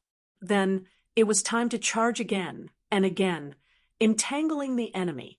Soon, the captives realized that every time they attacked with their scimitars, they could only attack one opponent. However, there would often be multiple scimitars slashing at them. Moreover, it was continuous. One move after another, one move after another. It was impossible to guard against. Chapter 1148. Under the relentless attacks More and more captive soldiers were cut down by the wooden scimitars and fell off their horses. In less than half an hour, all 100 captive soldiers had fallen off their horses. On the other hand, only 2 of the 4 groups of soldiers had fallen off their horses. Moreover, they had only been hit on the arms and were not seriously injured. In comparison, the difference in strength was obvious. The captive soldiers who were clamoring to teach the 5-star army a lesson all lowered their heads. Only now did they realize that even if the enemy did not use any tricks, they would still be the ones to lose in a direct battle. Tong Long saw everything with his eyes. When he saw the 5-star army working together so closely, he revealed an envious expression. It could not be helped. Tong Long was an all-rounder. It was not that he had never thought of using cavalry to fight together, but the soldiers under him were all arrogant and unruly. In addition, they had not met any worthy opponents. It was too difficult to gather them together for training. No matter what, the 5-star army had taught them a lesson. Seeing this, many of the captive soldiers were already convinced. However, as their commander, Tong Long naturally would not be so easily convinced. Seeing that no one stood out to challenge him, he held the wooden scimitar in his hand and said to Bai Shuang, who was wearing a black cloak, "You should be the commander of these people. Since that is the case, I will challenge you. Do you dare to accept?" "Hee, I have already lost to you once. Why should I be afraid of you?" Bai Shuang laughed loudly as he spurred his horse forward. For safety reasons, he did not hold his spear. Instead, he held a pair of wooden scimitars and rode out on his horse. Dual blades? Seeing Bai Shuang come out with dual blades, Tong Long was stunned at first. Then he laughed loudly. It seemed that dual blades were naturally more powerful than a single blade. However, this was a battle on horseback. If one was not careful and did not control his strength well, he would fall off the horse. Was he not afraid of such a problem with dual blades? "What? Are you afraid? Or should I give you a blade?" Bai Shuang smiled lightly. He did not show any displeasure because of the other party's mockery. "There is no need for that. But let me remind you, with dual blades in hand, you won't have the chance to control your warhorse. I'm very strong, so don't blame me if I knock you off your horse." Tong Long had never used dual blades before, so he naturally wouldn't do that. However, for the sake of a fair battle, he could not help but remind White Shuang. Little did he know that in order to become a soldier of the 1st Cavalry Division, the first thing one needed to do was to learn how to use dual blades. Without this ability, one would never be able to enter the division. As the leader of one of the regiments, although White Shuang's dual blade techniques were not the best, he was still stronger than ordinary warriors. He had this confidence. "Thanks for the reminder. Can we begin?" Bai Shuang said nonchalantly, "All right, you have to be careful." Seeing that White Shuang was still holding dual blades and had no intention of changing, Tong Long snorted coldly and urged his horse forward. Although he was still a distance away, he waved his blade several times. It was obvious that he was preparing for the final battle. It was often seen in movies or TV series that when cavalry charged, they would habitually wave their weapons while still a distance away. This was not to show off, but to brace themselves. This was to maximize the strength of their bodies. This way, they would be able to maximize their strength when fighting with their opponents. Like Tong Long, White Shuang had already raised his dual blades and shouted loudly. He did not have any intention of underestimating Tong Long. This was also Yang Qindong's request for them. Even when facing the weakest opponent, they had to give their all. Only then would they be able to remain undefeated. The wind and the crane were jittery. At this moment, even the wind seemed to have stopped. It was just watching the battle between the 2 warriors, waiting for the result of the battle. Dang, dang, dang. The distance of 2 li was covered in the blink of an eye. Soon, the two of them collided. Then, the sound of weapons clashing rang out. Every time there was a loud bang, the two of them would involuntarily move. They were releasing all the power that the other party had imbued into their bodies through their weapons. Although they were holding wooden scimitars, the two of them were playing with them as if they were made of iron. In a short period of time, the two of them had exchanged no less than 20 rounds, and there was still no clear winner. Tong Long was indeed a fierce general. His blade skills were strong and powerful, and the strength in his body was endless. It gave people the feeling that he was an unending mountain. On the other hand, Bai Shuang was able to become Yang Qindong's student and was appointed as the commander of the strongest cavalry, the 1st Cavalry Division's 4th Regiment. His strength was not ordinary either. After exchanging 20 moves, his expression did not change, and his heart was not panting. It was obvious that he had not used his full strength. Tian, who was the commander of the 1st Cavalry Division, under his strict requirements, as long as the conditions allowed, every cavalry soldier would swing their blades at least 1,000 times a day. Even in between battles, this rule had never changed. With this kind of hard training, swinging their blades seemed to have become an instinct. Every time they swung their blades, they would need to use their full strength. However, it was only 20 moves, which was equivalent to an adult man running about 5 meters. It was really nothing. 30 rounds, 40 rounds, 50 rounds. In the blink of an eye, the two of them had exchanged nearly 60 rounds. Under the situation where they used all their strength, the scales of victory began to tilt. Tong Long, who was originally full of fighting spirit, began to feel weak. Although Tong Long also trained regularly, especially on horseback, the training time was not short. However, compared to Bai Shuang's training time, it was still a little short. The main difference was that they lacked a training atmosphere.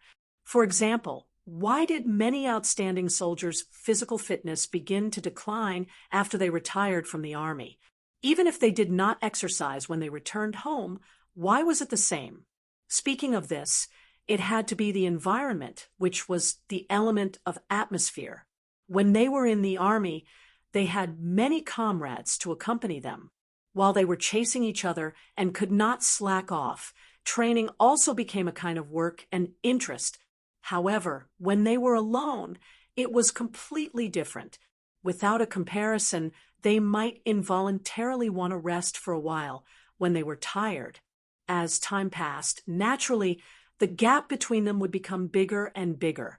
It was precisely because Tong Long did not have such a good environment that he could match Bai Shuang in a short period of time. However, as time passed, the disadvantage became more and more obvious. This was especially so after 50 rounds when White Shuang used 2 swords. Under the continuous attacks, he could only defend himself and could not attack. When all the soldiers who were watching saw this, they could basically see the outcome of the battle. Some of the captives who had placed their hopes on General Tong Long had no choice but to lower their heads. Even the strongest person on their side was not a match for the other party. How could they fight this battle? Sure enough, it was as everyone expected. In the 65th round, Tong Long, who had been bitterly defending, finally revealed a flaw. Because his blade was not fast enough, the hole in his chest was wide open. Using this opportunity, Bai Shuang chopped down and hit him in the chest. If Bai Shuang had not held back, just this attack alone would not have taken his life, but at least a few of his ribs would have been broken. With a plop, Tong Long finally fell off his horse. When he fell to the ground, he was still panting heavily. It could be felt that the battle just now had exhausted him. Swoosh! A wooden blade, accurately pressed 30 centimeters in front of Tong Long's throat. Then Bai Shuang's voice sounded. "You lost." "Yes, I lost. I am willing to repay my loss. I want to join your 5-star army." "I don't know if that is possible."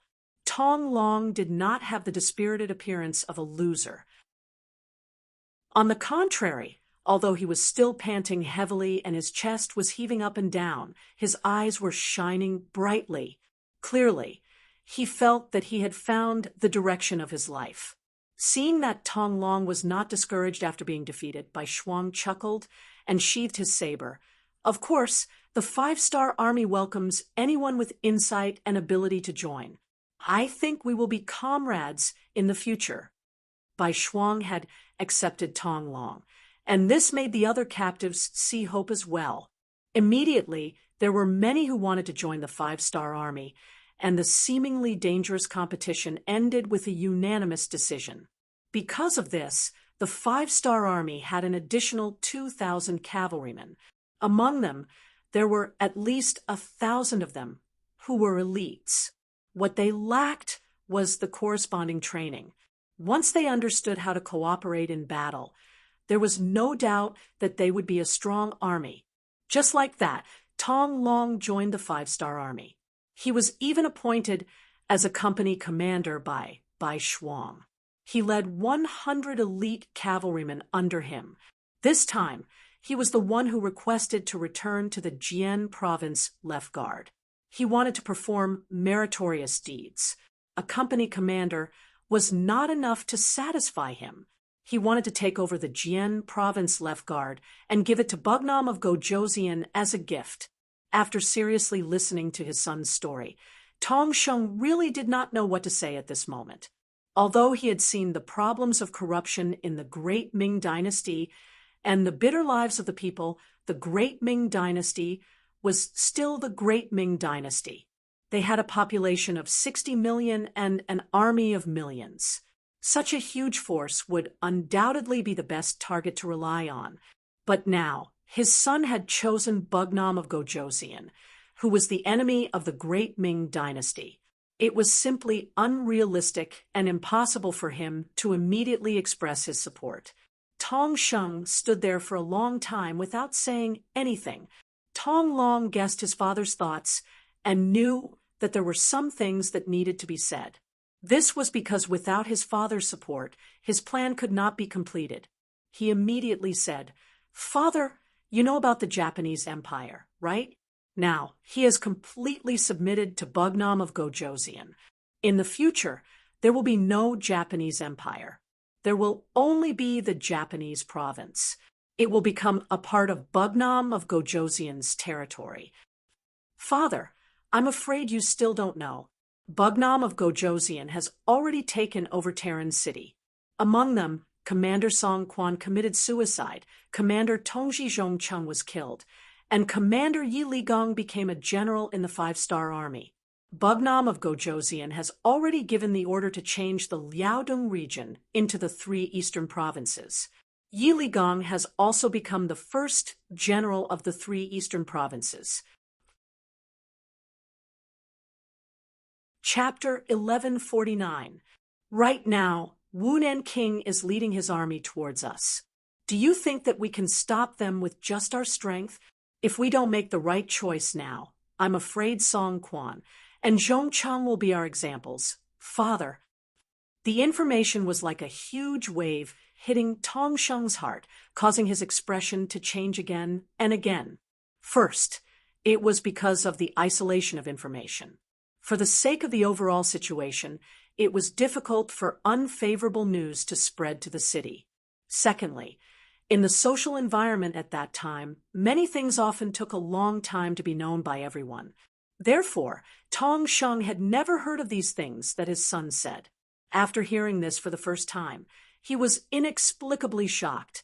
What kind of people were the Japanese Empire? Perhaps the people in the hinterland of the Great Ming Dynasty didn't know much about them, but as the Jianzhou left guard in the Liaodong region, Tong Sheng, who was in business, knew very well. When he was transporting goods, he saw the Japanese Empire invading the border with his own eyes. He saw many Han people and Nuzarin die tragically in their hands. As for the strength of Song Quan and the others, he was even more clear. As the commander of the entire Liaodong region in name, Song Quan was still very prestigious among the people, but he didn't expect these people to be forced to commit suicide. Thinking about how it had only been 4 months since the five-star army appeared here, how could he not be surprised? Just how powerful was the five-star army? How could they attack a city in such a short period of time as if they were invincible? If such a powerful army really set their sights on the Jianzhou left guard, would they be able to hold on? As the saying goes, those who recognize the times are wise. To be able to rely on a pair of hands to fight from nothing to now, Tong Sheng relied on the right choice. Now, he had another chance to choose. His son was already an officer in the five-star army. Although he was only a company commander and didn't have much power, it was still a start. At this time, as a father, how could he go against his son? After listening to this, Tong Sheng's mentality had undergone a huge change. What he didn't expect was that Tong Long's next words were like a heavy hammer that strengthened his conviction. Father, Captain Baishuang has already asked for instructions from Bugnam of Gojoseon and gave a detailed introduction of our family's situation. Bugnam of Gojoseon has promised that as long as the Tong family can successfully take over the Jianzhou left guard, we will be allowed to do business here in the future. Father, you have to know that the five-star army sells rare goods. Once you purchase goods from them, you will definitely make a profit. This will only be beneficial to the future development of our Tong family. At that time, one of us will be in business while the other will be in the military. Wouldn't that be the best way to help each other? Father, why are you still hesitating? Please help your son. In a short period of time, Tong Long had revealed all of his trump cards. He even deliberately played with the banknotes worth 500,000 taels of silver in his hand. That was more money than Tong Sheng's lifetime of hard work. Finally, Tong Long's expression changed several times before he nodded heavily and made a decision. All right, since Bugnam of Gojoseon thinks so highly of us, son, father agrees to help you. Tell me, what do you need me to do? The father and son discussed together for more than 2 hours. Afterwards, Tong Sheng stepped forward and invited all of the influential people in Jianzhou left guard city to the Tong residence. Not long after all of the influential people in the military, politics, and business arrived at the Tong residence, they were all surrounded by hundreds of elite soldiers. On one side was a mountain of silver. On the other side was the consequence of shaking their heads and refusing. No one was stupid enough to not know what to choose. The Jianzhou left guard changed sides in this lifeless situation. After controlling the situation, Tong Long personally went out of the city to welcome Captain Baishuang and his 4,000 men. After the army entered the city, the Ming army in the city quickly gave up resistance and became a member of the five-star army. When the news spread and reached the military camp more than 200 miles away, Chun Dula, who was still discussing the plan with General Li Tong, was stunned on the spot. He did not expect such a big thing to happen, just because he was not in the city. Naturally, Chundula was also glad. If he was not in the city, he would also be faced with a choice and might even lose his head. This is outrageous. Chundula angrily slammed his right fist on the desk in front of him. Even though his fist was bleeding, he did not care at all. General Li Tong's face was also full of shock and disbelief. He quickly reacted and asked in surprise, "General Chun, our army's rations seem to be in the city, right? Could it be?" A howl came from the tent. If one listened carefully, it was Chundula's howl. Due to the urgency of the situation, Li Tong's army of 200,000 only brought a small amount of rations. Other than Ming capital, who was working hard to prepare, the main logistics work was left to Chundula. For this reason, he ordered all the rations and extra weapons to be gathered in the Jianzhou left guard. Not only that, he also collected taxes from the merchants and civilians in advance. After all, in front of the 5-star army cavalry that liked to fight, there was no place safer than the Jianzhou left guard. It was just that no one had expected such a thing to happen so suddenly.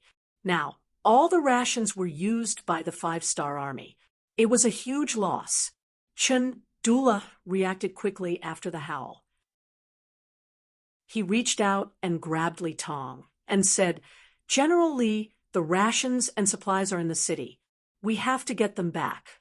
We should take action now that the 5-star army hasn't stabilized.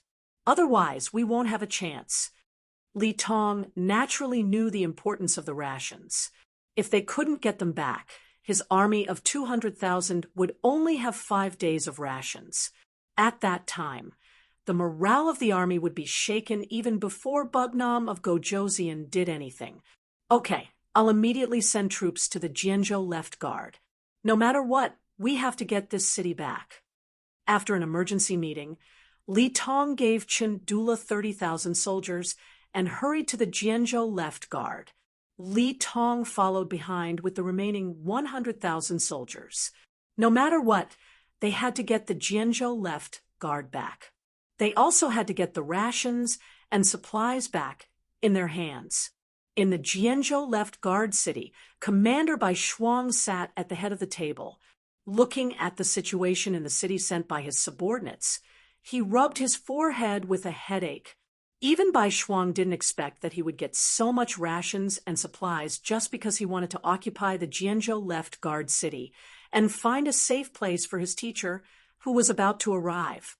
This sudden turn of events made Bai Shuang's face flash with joy, but at the same time, she became worried. He knew that the Ming army wouldn't leave so many things in their hands. It was very likely that they had already received the news and sent troops here. "Come, quickly inform the division commanders and report the situation here. Commander Tong, please immediately summon all the surrendered Ming army soldiers to the city. I want to talk to them. Elder Tong, I'll have to trouble you to do some logistics work. There is a lot of rations in the city.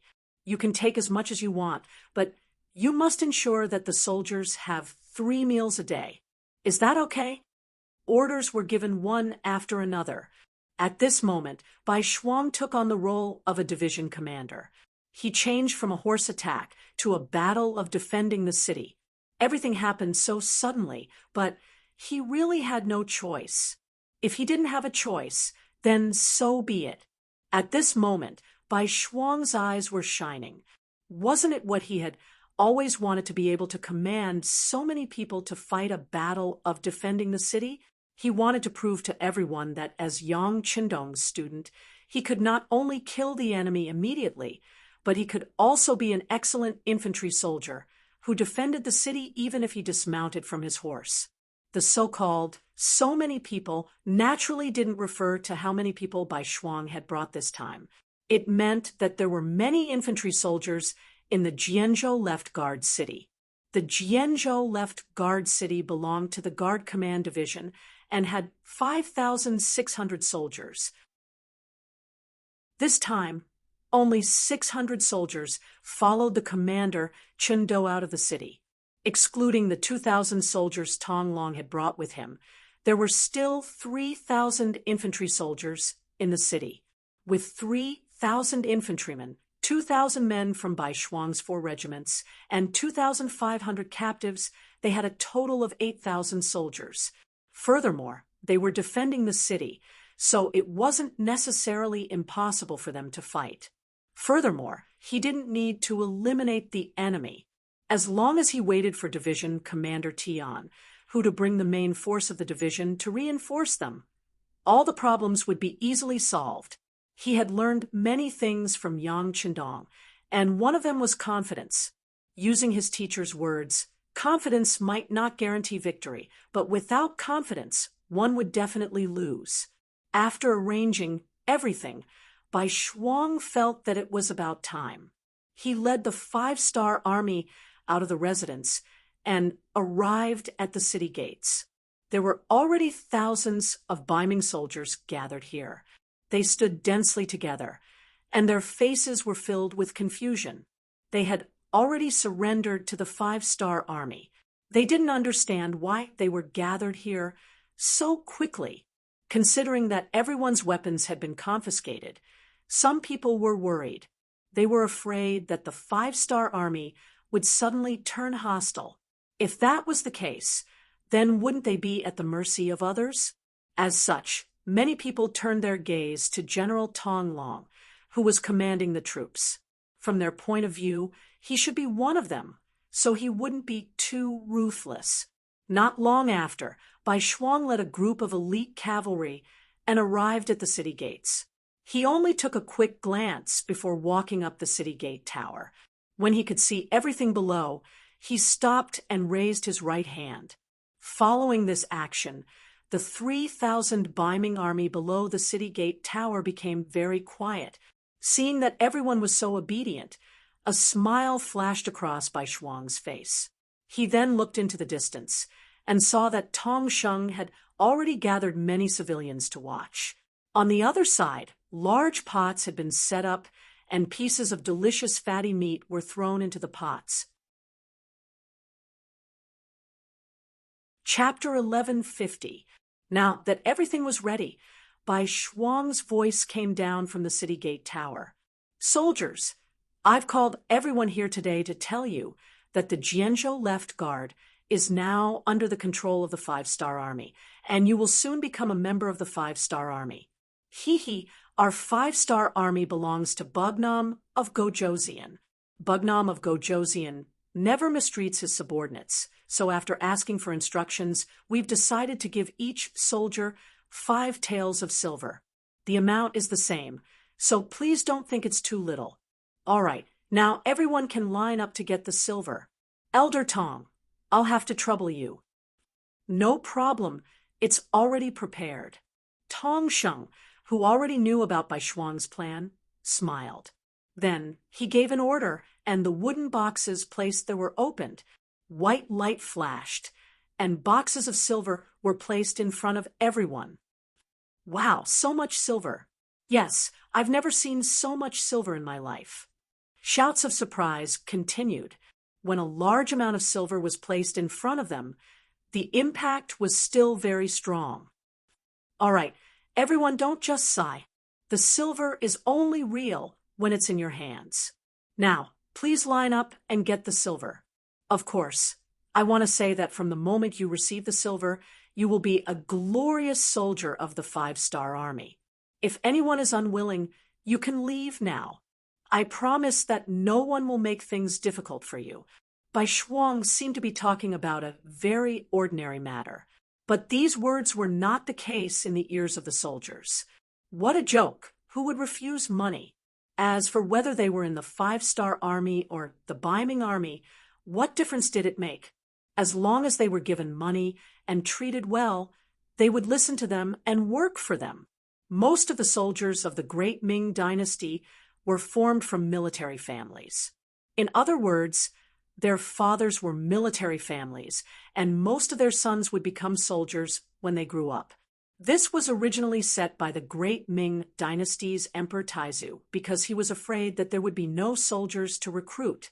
Therefore, after a long period of habit, these people had already accepted the fact that they had to be paid as soldiers.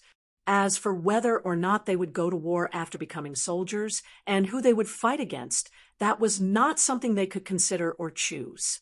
Usually, the soldiers of the Bai Ming army were only paid 2 taels of silver a month. Even so, there were times when they couldn't even get paid. Now that each person could receive 5 taels of silver in cash, no one would refuse such a good deal.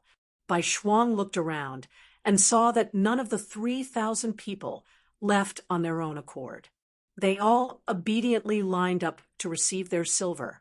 3,000 people, 5 taels per person. That would be 15,000 taels of silver. This amount of money was really nothing to Bai Shuang.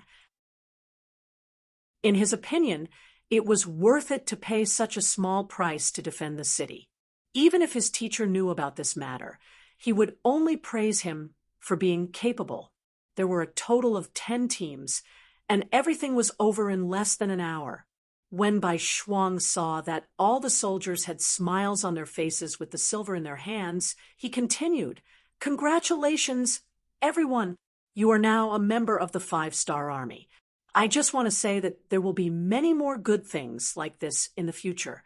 As long as you work hard on the battlefield, you will receive more than this. Everyone, are you happy?" Happy. The soldiers who had just received their silver naturally stood in front of Bai Shuang and replied loudly, "Very good." Bai Shuang saw that everyone had fallen into his trap, so he laughed and said, "Soldiers of the 5-Star Army, to tell you the truth, the Ming army will soon arrive at the city. They will most likely prepare to attack the city. In other words, your opportunity to perform has arrived." What? Are we really going to fight? Yes, or are we going to fight the Ming army? We are the Ming army, aren't we? Ming army, my ass. We are now captives of the 5-Star Army. Captives, do you understand? We have no choice but to fight for power. What? Now that we have received our silver, we are no longer captives. We are now members of the 5-Star Army. Because of this sentence, the soldiers below began to discuss. In the end, Bai Shuang raised his right hand and calmed the crowd down. "Soldiers, I know that you may have some thoughts, but what I want to say is that you have already surrendered to the 5-Star Army. It doesn't matter if you did it willingly or not, but it is the truth. At least the Ming army outside the city will think this way. Once the city is breached, it will be the time of your death. I don't think anyone will be merciful to soldiers who have surrendered to the enemy. Therefore, the next battle will be fought for your own sake." Seeing how certain Bai Shuang was, some soldiers who didn't want to die opened their mouths and said, We were only forced." "Is that so?" Bai Shuang had already expected this result. He smiled and said, "But when you took the silver, you were very proactive. Everyone in the city saw it." Indeed, Bai Shuang didn't force anyone. When they took the silver, they all did it willingly. They were all very excited and happy. After he finished speaking, some of the Ming soldiers who wanted to argue shut their mouths. Using this opportunity, Bai Shuang's expression suddenly changed as he said, "You think you were forced, but will the Ming army think this way? Will the generals think this way? They will only think of you as the real 5-Star Army. Then they will kill you and chop off your heads to give them rewards." As soon as he said this, the soldiers below were all shocked. Ming rewarded soldiers based on military merits, and military merits were closely related to the enemy's head. When that time came, no one would be able to tell whether they were the 5-Star Army or the Ming army. Seeing that everyone was silent, Bai Shuang smiled in his heart. He knew that his plan had succeeded. He had given them the stick, and now it was time to give them the carrot. He immediately said in a loud voice, "Soldiers, whether you are willing or not, the truth can't be changed. Since we are all going to war, why not help the 5-Star Army? You should know that what we are giving you is much more than what the Ming army gave you. Everyone can turn around and look. On your left, there is a burning cauldron. There is a lot of delicious food inside, and everyone can eat until they are full. On your right, there are countless boxes that haven't been opened yet. There is an uncountable amount of silver inside. As long as you achieve military merits on the battlefield, you can immediately come and collect it. These are things that the Ming army can't give you. What is there to hesitate about?" A person's life was nothing more than wearing clothes and eating food. Those who joined the military only wanted to live a better life and rely on their own efforts to obtain more glory. Now that Bai Shuang had given them all, there was nothing to worry about. Many soldiers were shocked by what they saw. Even if they worked hard for the Ming army, they wouldn't be able to eat their fill. Sometimes they wouldn't even get paid on time. But now, not only could they eat their fill, but they also had enough meat. If they obtained military merits, they would be directly rewarded with silver. Under these conditions, it was very easy for them to make a choice. While most of the people were already tempted, there were still a small number of people who were hesitating. One of them shouted loudly in the crowd, "General, how can you guarantee that we will be given money if we make military contributions?" Bai Shuang didn't answer this question. With his status, it was useless to say anything. Thus, he looked at Tong Long, who was already a company commander. "I can answer this question. I can guarantee it on behalf of the Tong family." Tong Long spoke up in a timely manner. With his influence, no one doubted his words. Thus, no one objected. Instead, everyone started arguing about who would be the first to defend the city. To be honest, everyone was afraid of death. But from the day they became soldiers, they no longer had a choice. All they wanted was to obtain the treatment they deserved after obtaining military merits. Now, the opportunity was right in front of them. Bai Shuang also said that no matter who died in battle, the 5-star army would give their family 20 taels of silver. Based on this, why wouldn't they fight with their lives on the line? If they died, they could leave something for their family. If they didn't die, they would have a boundless future. This was something they didn't even dare to think about in the past. The reason why Bai Shuang gave these soldiers 20 taels of silver was because many of them were Han people. If they were from other races, 10 taels of silver would be the most they could get. From this, it could be seen that in times of war, the most worthless thing was probably human life. The Jian province left guard was fully prepared. Under Bai Shuang's leadership, everything was carried out in an orderly manner. Kerosene, rolling wood, bows, and arrows were all carried up the city gate tower. This was also thanks to Chen Dula's command department. Originally, these things were prepared to be used to deal with the 5-star army. Now, Bai Shuang and the others had benefited from it. Outside the city, Chen Dula was quickly approaching with an army of 30,000. Obviously, this command department wanted to use the time difference to catch the Jian province left guard off guard and take back everything they had lost. However, when he arrived at the city gate tower and saw that the colorful 5-star flag had already been placed on the city gate tower and his former soldiers were all ready for battle, he had a very bad feeling in his heart. The other party was already prepared. It was obviously impossible to launch a surprise attack. Chen Do had no choice but to take a step back and settle for the next best thing. He was prepared to persuade these soldiers who were originally loyal to him. If they were willing to pledge allegiance to him again, it would be very easy to take down the Jianzhou left guard by cooperating from the inside and outside. Riding a war horse, under the protection of a dozen bodyguards, Chen Dula arrived at the city gate tower. He raised his head and looked at his former soldiers standing majestically on the battlements. He shouted loudly, "Soldiers, I am Chen Dula. I am your commander. Now, I order you to open the city gate."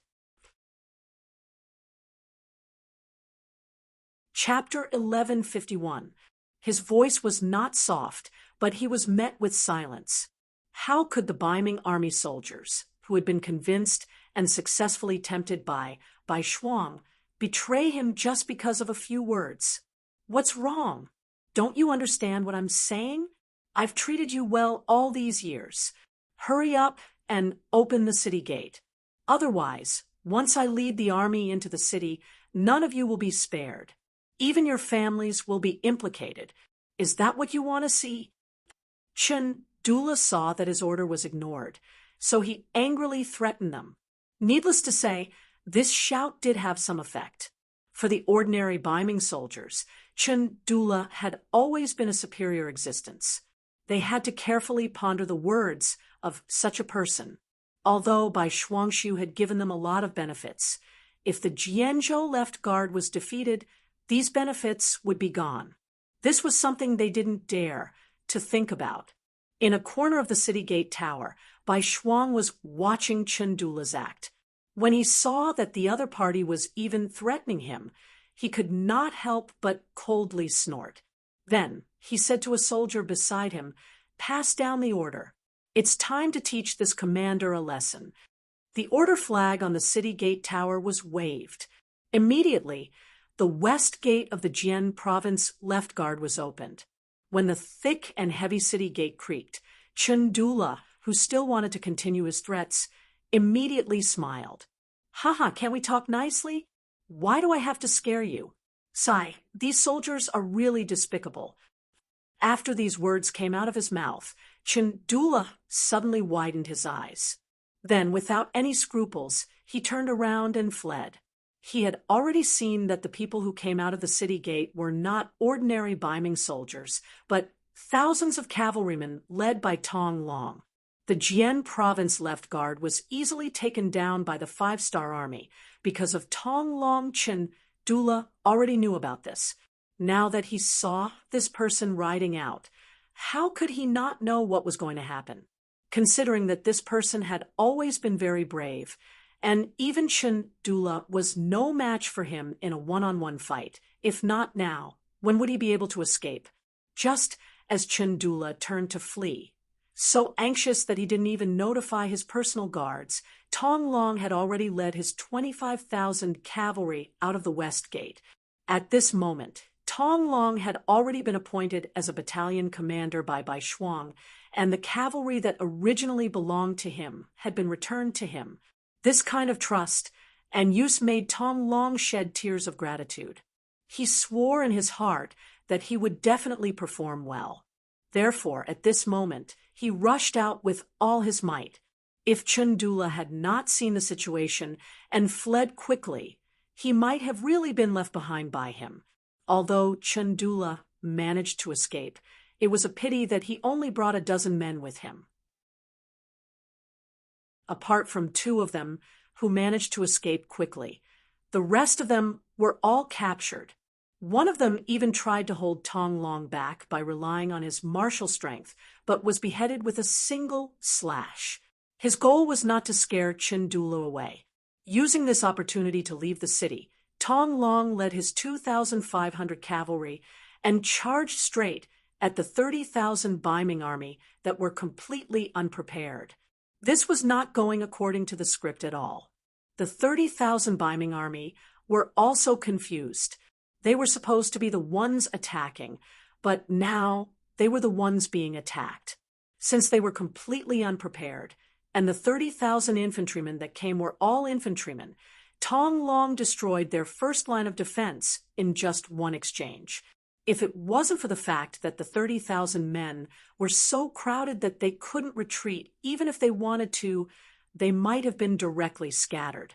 On the city gate tower, Bai Shuang saw everything. When he saw that the 30,000 Ming infantrymen were actually so weak, his eyes couldn't help but light up. Originally, he thought that since the enemy had so many people, he should focus on defense. He never thought that an opportunity would appear in front of him. How could he be polite? He immediately led his men down the city gate tower, and then led the 2,005-star army cavalry that were already prepared for battle and charged out of the city. Originally, Tong Long was prepared to take advantage of the situation and leave. However, he didn't receive the signal to retreat. Then he saw Bai Shuang leading his army and charging out. At this moment, if he still didn't know what to do, then he would have led his troops in vain. Brothers continued to attack. Commander Bai is here to support us. Tong Long shouted as he continued to urge his horse to attack. He did his best to maintain the momentum of the charge and not give the Ming army a chance to counterattack and regain their morale. In less than half an incense stick's worth of time, Bai Shuang led his 2,000 men from the 1st Cavalry Division over. If Tong Long and his men's attack was like a light rain and a level 4 wind, then their appearance was like a rainstorm and a level 7 wind.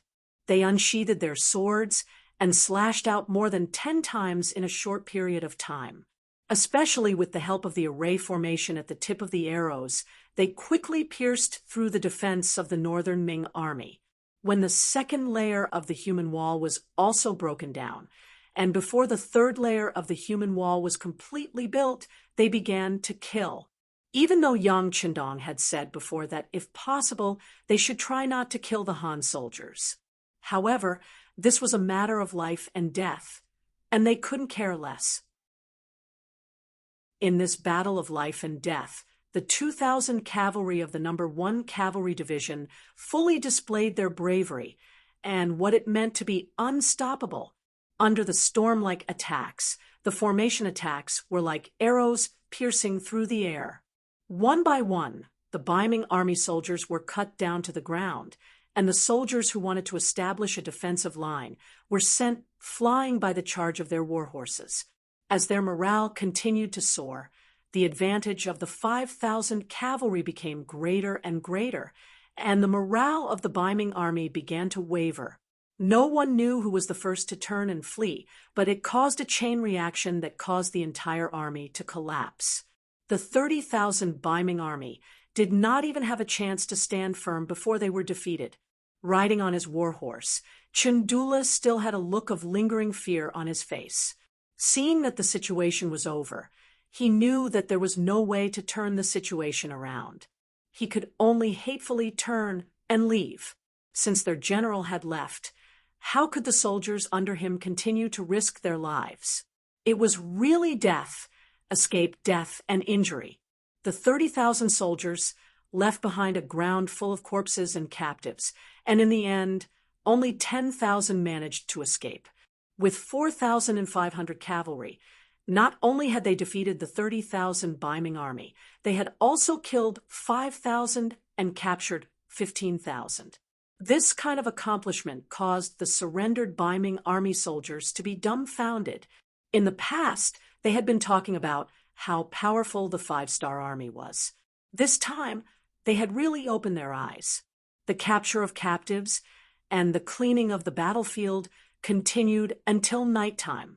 Even so, it was still not completely cleaned up. Considering that there was no one in Jianzhou's Zhuowei city who belonged to him, Bai Shuang still brought his men back to the city. Seeing their return, everyone looked at them with respect. When Bai Shuang saw Tong Sheng at the city gate leading the people to welcome him, he first laughed and then said, "Everyone has worked hard in this battle. In a while, we will reward you according to your contributions. Don't worry, even the soldiers who defended the city will be rewarded. By the way, the battlefield outside the city has not been cleaned up yet. If there are any people who want to help, you can go now. Don't worry, you only need to hand over 80% of the things you picked up. The remaining 20% is yours." What? Is this true? The people who were originally lining the streets to welcome them were shocked when they heard this.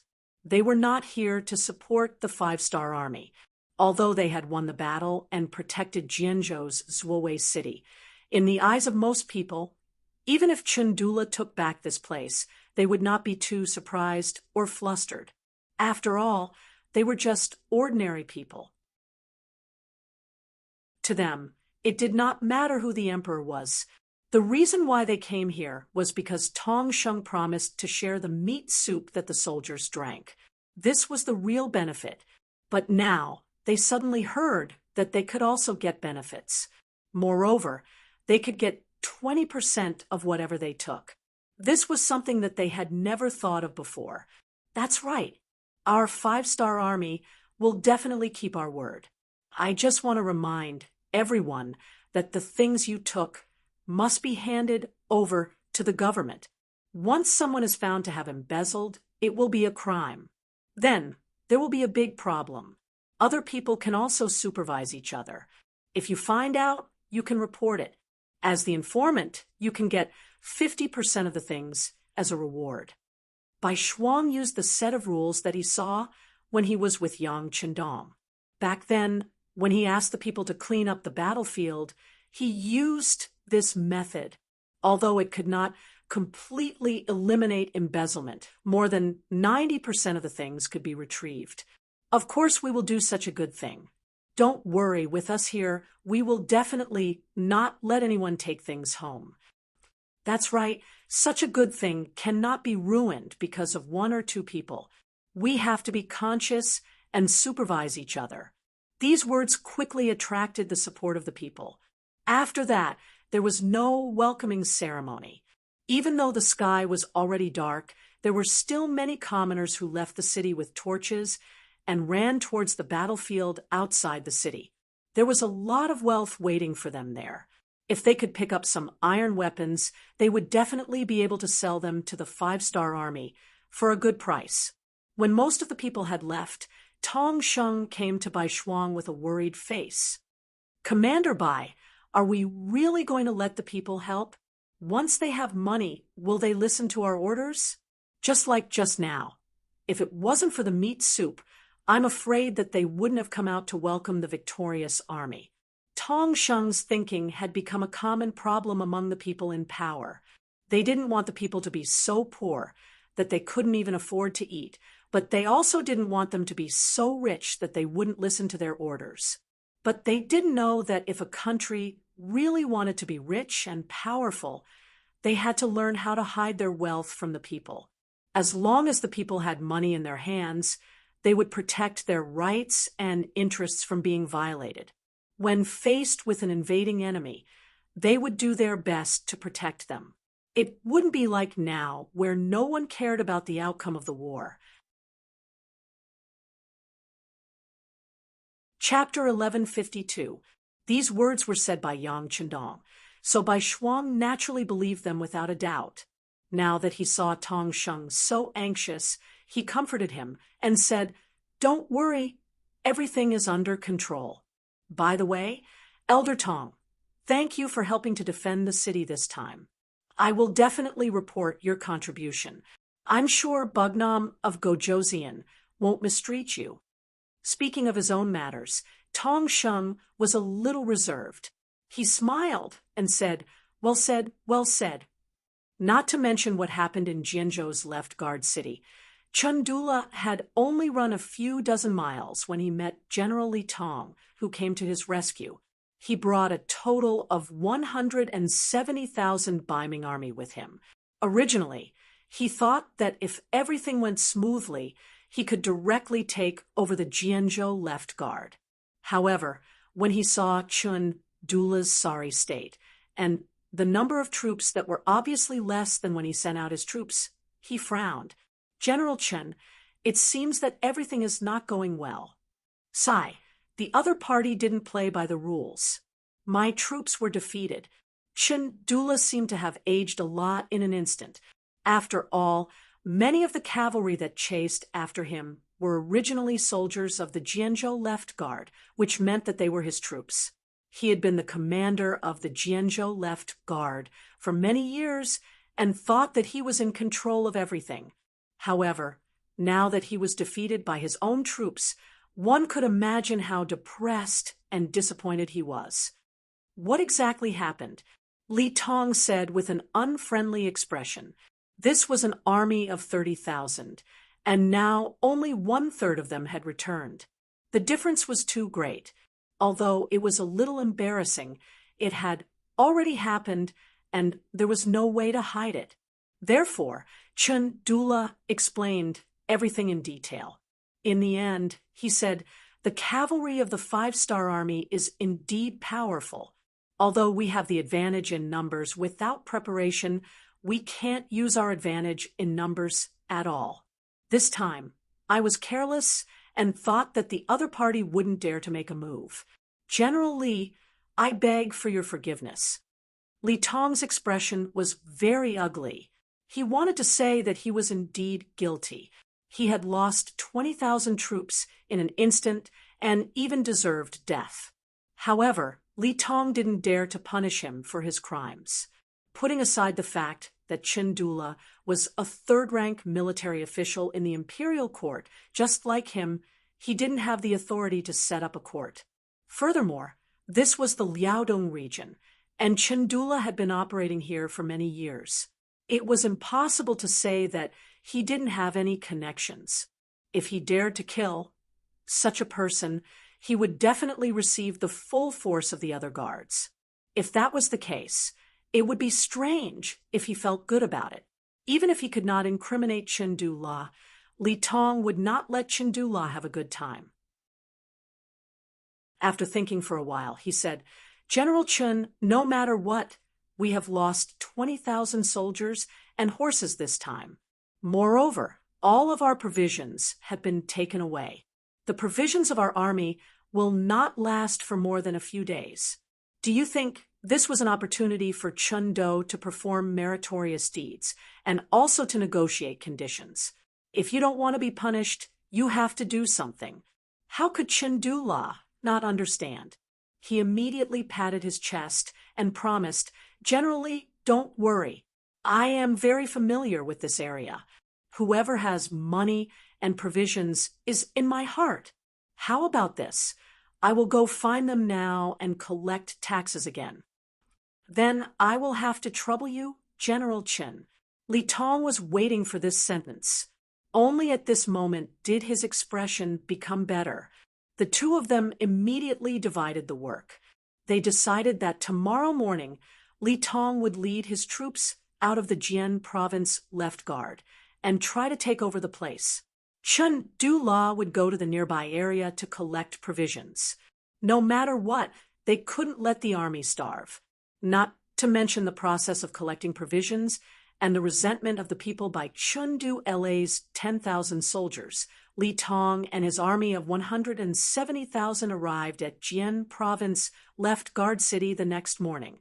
From afar, banners were fluttering in the wind, and soldiers were standing guard. It looked like they were ready for battle. "Looks like the other side has a lot of soldiers. How about this? Arrange someone to call the city. Oh, right. Before you go, you must prepare the defense, especially the horse-repelling stakes. You must arrange more of them." With the previous example of Chen Du La's army being defeated, Li Tong didn't dare to be careless. That's right, Jian province left guard seemed to have a lot of soldiers standing guard. What Li Tong didn't know was that most of them were his comrades in the Ming army yesterday. It turned out that Bai Shuang was still worried about the lack of soldiers. In yesterday's battle, he directly took 15,000 captives. He used the method of giving them money to win them over. This time, he didn't give them much money, only 2 taels per captive. In his words, they would be heavily rewarded after they achieved military merits. The Ming captives firmly believed this point, because just last night they saw with their own eyes that the 3,000 captive soldiers of the Jianzhou left guard left behind in the city, although they didn't leave the city to fight because of their contribution to the defense of the city, each of them was rewarded with 1 tael of silver. They didn't do anything, but they received money. Such a good thing really happened in front of them. Just based on this, everyone believed in Bai Shuang's words. With the addition of these 15,000 captives, Bai Shuang was full of confidence.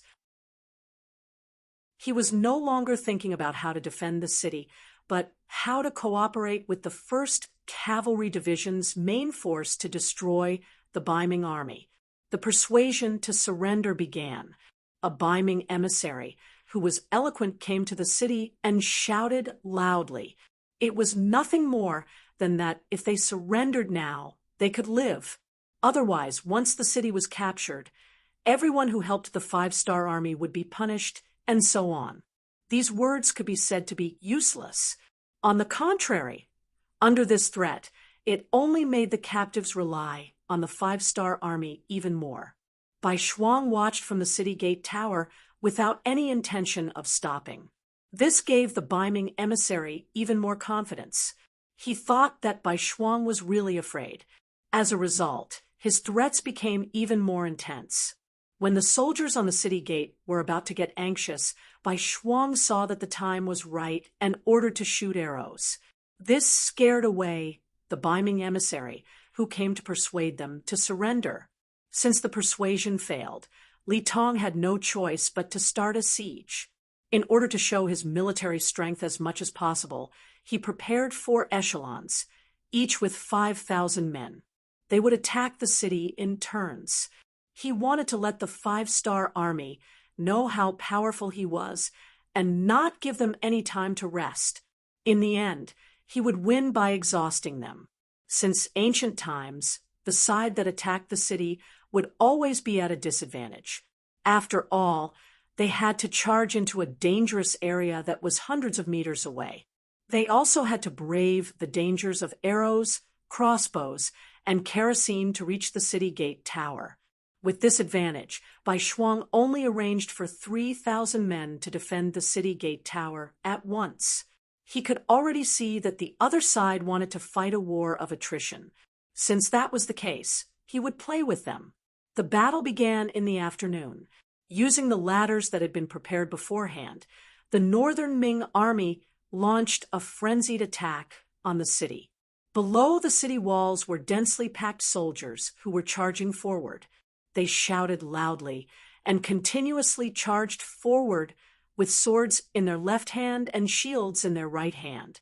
Under the leadership of Bai Shuang, the five-star army on the city gate tower counterattacked in an orderly manner. From afar, they used bows and arrows. From close range, they used boulders, crossbows, and kerosene. They fully displayed their advantage of being in a high position and repelled the enemy wave after wave. From afternoon to night, 2 groups of 5,000 men were defeated. Facing this result, Li Tong's expression didn't change. This was already within his expectations. However, no matter how much he had to pay, he didn't have any intention of stopping. Strictly speaking, this was his first battle since he came here. He couldn't afford to lose. Under Li Tong's command, even if the sky was completely dark, the attack didn't stop. Everyone used torches to light up the surroundings and continued to attack the city. The battle continued. This battle went on for 3 days and 3 nights without stopping. After 3 consecutive days of attacking the city, there were no victories. Bai Shuang, who was defending the city, lost more than 6,000 Bai Ming captives in 3 days and 3 nights. Among them, 4,000 were injured and couldn't participate in any battles for a while. On the side attacking the city, Li Tong's army suffered heavier losses.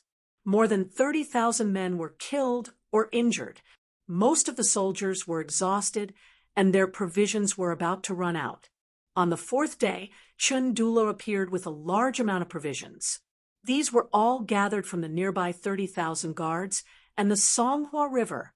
Considering that he had already collected them once, he naturally encountered a lot of resistance when he collected them this time. In the end, he went from collecting to robbing. With the advantage of 10,000 soldiers, he really managed to get a lot. This could be considered to have completely solved the problem of provisions in the army. Looking at the piles of provisions and the stolen silver, which were like a small mountain, Li Tong finally breathed a sigh of relief. He looked at Chun Dula, whose eyes were bloodshot, and said, "General Chun, you've worked hard." Chun Dula smiled bitterly and said, "It doesn't matter if it's a little hard. However, this second collection will cause a lot of damage to the people nearby. I hope this battle will end soon and give them a chance to recuperate." "It definitely will," Li Tong said confidently. Then he ordered everyone to cook and prepare a full meal for everyone. Then they would work hard and strive to take down the Jian province left guard tomorrow. On the tower of the Jian province left guard, the siege was still ongoing. From time to time, screams could be heard. Every scream represented the loss of a soldier's life. This made Bai Shuang, who was below the tower, squint his eyes. Of the 18,000 captives, only a fraction was left.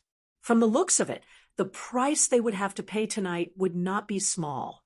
If that was the case, how many more days would the city be able to hold out was something that no one could be sure of. This time, Bai Shuang had miscalculated. He had overestimated the combat power of the Bai Ming captives. He thought that with the high walls of the city, there would be no problem at all to defend the city. However, When the battle really started, it was a completely different matter. The military quality was not good, and they did not know how to cooperate. Some of the soldiers were even very timid. When they saw the densely packed siege army below the city, their legs went soft before the battle. All these changes caused him to suffer such a great loss. If the strength of the Ming army was not average, it would be hard to say if they could achieve a 3-to-1 ratio. Chapter 1153. After 3 days and 3 nights, they had lost more than half of their forces. If this continued, they would probably lose the city in another 3 days and 3 nights. Commander, why don't we kill our way out? With the advantage of our cavalry, we should be able to catch them off guard and reduce the pressure on the city. Ever since Tong Long had been promoted to battalion commander, his heart was filled with the desire to perform meritorious deeds. He had noticed that Bai Shuang's black cloak, which represented his status as a regiment commander, was very eye-catching. If he wanted to gain merit, he could only perform well on the battlefield. Fighting outside the city was undoubtedly the best opportunity. How could Bai Shuang not know that a cavalry attack could turn the tide of the battle? However, he did not think that the Ming army, who had suffered a loss once, would be unprepared. Although he could not see anything from the tower, he had a feeling, or perhaps his sixth sense, that the Ming army was waiting for their cavalry to leave the city. Battalion Commander Tong, there is no need to rush. Before we know the enemy's background, any action outside the city is a risk. Unless it is absolutely necessary, we will not take the risk. Considering that there was no evidence, Bai Shuang did not say it clearly. However, when Tong Long heard these words, his face was filled with displeasure. Commander Bai, you can't be afraid, right? If that is the case, then hand over my 2,500 cavalry, and I will go out to fight. Impudent! Bai Shuang suddenly let out a cold snort, and the aura of his entire body was released, shocking Tong Long on the spot. All along, Bai Shuang had given him the impression that he was very refined, even when he was killing enemies on the battlefield. Perhaps this had something to do with the fact that he had learned from Yang Qindong, but this did not mean that he did not have a temper. When people were chatting in private, they could talk about anything. However, when it came to a battle, when it involved the lives of tens of thousands of people, he could not be careless. Otherwise, not only would he die, he would also let down his teacher, who had valued and nurtured him. There can only be one military order in the army. Tong Long, are you going to disobey a military order? Bai Shuang's aura surged as he asked in a thunderous voice. Tong Long himself was indeed somewhat undisciplined. Otherwise, he wouldn't have led 3,000 cavalrymen out of the city despite Qin Dula's disapproval. In the past, he had not taken Qin Dula seriously because the Tong family was powerful enough in the Jianzhou left guard. But now, when he faced Bai Shuang, especially when he shouted at him, he unconsciously became a little timid. When he saw that the other party was angry and reprimanded him with military discipline, he quickly cupped his fists and said, "Your subordinate doesn't dare. It's best if you don't dare. I can also tell you clearly that no means no. If you dare to act without permission, even if you come back victorious, you will be punished by military law. The lightest punishment will be 50 beatings, and the heaviest punishment will be beheading. You decide for yourself." Bai Shuang left this sentence and walked towards his small courtyard. There was still a big battle tomorrow, so he had to seize every moment to rest. Tong Long, who was left behind, had an ugly expression on his face. If he sent out troops without permission, he would be punished even if he won. This made his thoughts of doing something wrong disappear instantly. Now that he had betrayed Ming, if he offended the 5-star army, there would be no place for him in the world. Suppressing the thought of sending out troops alone, Tong Long shook his head and left. In his heart, he was only thinking that if the city was really in danger, Bai Shuang would probably accept his suggestion. Bai Shuang did the right thing this time. This was because Li Tong had already prepared an army of 10,000 men under the Jianzhou left guard city. They carried bows and arrows on their backs and formed a semicircle, waiting for the 5-star army's cavalrymen to appear. Then they would surge forward and deal a heavy blow. Considering that Chen Dula's army had been defeated, Li Tong made an extra move. It was a pity that it hadn't been used yet. It didn't matter. Although it hadn't been used, Li Tong wasn't discouraged. In his opinion, since the provisions had been supplied, he only needed to continue attacking the city. With the advantage of military strength, there wouldn't be any place that he couldn't conquer. He had even thought about it. He would launch an even fiercer attack tomorrow morning. He was determined to take down the Jianzhou left guard city. This battle would also become a stepping stone for him to come to the Liaodong region. With this battle, he would definitely gain great merit and be valued by the emperor. However, what Li Tong didn't know was that there was a group of black figures gathering on a hill 50 kilometers north of them. If someone happened to see this scene and was able to clearly see who was coming, they would definitely be very surprised. This was because they were the main force of the world-famous 1st Cavalry Division. The people gathered here were the main force of the 1st Cavalry Division, led by Tian Hu. It had been more than 3 days since Bai Shuang sent people out to deliver the letter. Relying on their speed, they quickly arrived here. Now, even the closest 5th Regiment had gathered. 8,000 of the most heroic cavalry had appeared. They would form an unstoppable torrent as they rushed towards the target. The soldiers below had temporarily built a house with wood and leaves. Tian, who was staying here, at this moment, he was waiting for Yang Qindong's return telegram. The reconnaissance cavalry sent out earlier had already reported the battle situation of the Jianzhou left guards. After learning that Commander Bai Shuang had been guarding the city for nearly 4 days, Tian, who decided to attack immediately. After all, the battlefield was unpredictable, and one mistake could lead to an outcome that no one could predict. Once the Jianzhou left guard city was really taken down, the role of the cavalry would be greatly reduced. This was not what Tian, who wanted to see. The telegram had been sent out. After all, this war involved more than 200,000 people. Even Tian, who couldn't act on his own. He had to report it to his superior and get permission. Hasn't the telegram been sent back yet? Half an hour had passed, but there was still no news. Tian, who had always been calm, became a little anxious and began to ask for the first time. No, the telegraphist of the 1st Cavalry Division shook his head and continued to stare at the radio station. He didn't dare to miss the slightest movement. Tian, who frowned slightly. He knew about Yang Qindong's situation. There were 3 radio stations around him, and one of them was a motor that could be manually generated. With these, it was impossible for the radio station to run out of power. Then why didn't he call back after receiving the telegram? According to the rules, the army couldn't act rashly without a reply. But if there was no reply, would they have to wait forever?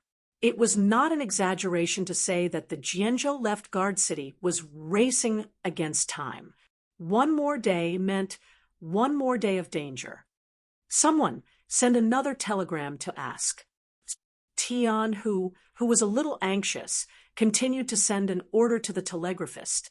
What Tian, who didn't know, was that 30 kilometers northeast of them, there was a group of cavalrymen rushing towards them at high speed. From afar, they were all dressed in black clothes, black armor, and black cloaks. Streaks of murderous aura constantly collided with the surrounding air. Only one cavalry unit in the world could carry such a murderous aura and be so well equipped. It was Yang Qindong's black cavalry. Just behind these cavalry units, a torrent of bicycles followed. Their speed was not much slower than that of the war horses, and they always maintained a certain distance from the cavalry. If one looked carefully, one would see that these bicyclists were all carrying long objects wrapped in black cloth behind them. What else could they be if they weren't spears? The team was constantly moving forward. Among them, a white horse under a golden cloak was particularly eye-catching. At this moment, beside the white horse, there was also a strong man riding a war horse who was saying something. Young Master, Commander Tian, who just sent another telegram, asking for a battle. Do you want to reply? Ha! This Tian, who is good at everything, but recently his murderous aura has been too strong. He needs to calm down. This time, just treat it as a training. Don't worry about it. Let's continue on our way. Yang Chendong, who was riding on the white dragon, laughed, then shook his head gently. Obviously, he intended to polish Tian, whose temper. After all, he would be entrusted with greater responsibilities in the future. It would be bad if he couldn't keep calm when something happened. After talking about Tian, who, Yang Chendong looked at the dark scene around him and asked in a deep voice, Beta Persei, how far are we from Tian, whose division? Young Master, it's less than 30 miles away. We can arrive in half an hour. Beta Persei replied confidently. Being able to stay by Yang Chendong's side was indeed very impressive, but in reality, the burden was also very heavy. Whether there was something or not, they had to understand it. Very good. Inform the team that there's no need to rush. Try to preserve the team's physical strength as much as possible. This time, we'll test the strength of the 1st Cavalry Division. Yang Chendong smiled. The reason why he didn't reply to the telegram was because he wanted to test them. It was said that the 1st Cavalry Division was very powerful. This time, Yang Chendong wanted to test it himself. The test stone was his own 1,000 Black Knights and the 4th Army Division. The 1,000 Black Knights had just been replenished. Needless to say, those who could join were naturally the strongest. It was not an exaggeration to say that they were the cream of the crop. Who knew how many people their loyalty was? Fortunately, the Chief of Security, Yang Chendong, had been doing this work. There were many candidates to be tested, so they could finish replenishing the Black Knights in such a short time. They took a boat from Crimson City all the way to Yang Chendong's side. However, such people also had a special characteristic. Perhaps they were indeed capable, but they always had a sense of arrogance. Yang Chendong wanted to use this opportunity to test their strength. At the same time, he wanted to warn them that although the Black Knights were strong, if they didn't work hard, they could be overtaken by others. The 4th Army Division was needless to say. Firearms had a natural advantage over cold weapons. In order to suppress the momentum of the 1st Cavalry Division, Yang Chendong specially allowed the 4th Army Division to participate and asked them to use empty shells. Chapter 1154. Commander Ling Daqiang naturally agreed with this order. Cold Front's reputation had been overshadowed countless times by the world's #1 Cavalry Division. Now that there was such an open and above-board opportunity to take revenge, he naturally wouldn't miss it. In order to achieve the goal of completing the mission, he ordered all the soldiers of the Cold Vanguard to be in their best condition. If anyone dropped the ball, they would be kicked out of the Cold Vanguard. This was no longer just a matter between the 4th Infantry Division and the world's 1st Cavalry Division. It concerned the reputation of the entire Cold Vanguard. Under Yang Chendong's orders, close to 10,000 soldiers quietly arrived. The scouts sent by the 4th Division, and the Black Knights were the best scouts. Very quickly, the scouts sent by Tian, who were eliminated one by one. With the advanced firearms and the speed of the Black Knights, the 1st Cavalry Division was at a disadvantage, at least on the outskirts. Tian, who was naturally unaware of all this. At this moment, he was still waiting for Yang Chendong's reply. It was almost midnight. Soon, the sun would rise, but there was still no news. Tian, who was burning with anxiety. Waiting felt like forever. Tian, who had already drunk at least 5 cups of tea, but there was still no news from the telegraph operator. Just as he was feeling uneasy, the 3rd Regiment commander, Hubo, arrived outside the tent and said loudly, "Division Commander, Hubo wishes to see you." "Come in." Tian, who straightened his body and tried his best to hide his anxiety. Then he took out the style of a division leader. Hubo entered the tent and saw that there was only Tian, Hu, and the telegraph operator. She immediately understood and asked with concern, "Division Commander, is there still no news from Bugnam of Gojoseon?" No, there was nothing to hide, so Tian, who admitted it. He then looked at Hubo, and asked with a smile, "What? Did the 3rd Regiment commander come just to ask about this?" "Of course not. Master, I'm here to report to you that there seems to be something wrong with tonight's situation." Hesitantly, Hubo spoke of her feelings. As a general under the king of the grassland, Hubo did indeed have some ability. Perhaps he was born to fight, but whenever he encountered danger, he would always feel uneasy. This feeling had been proven through countless battles, and it just so happened that tonight this feeling appeared again. Trusting her 6th sense, Hubao was no longer sleepy. She got out of her tent and found Lu Duo, the commander of the 2nd Regiment, who was in charge of guarding the perimeter.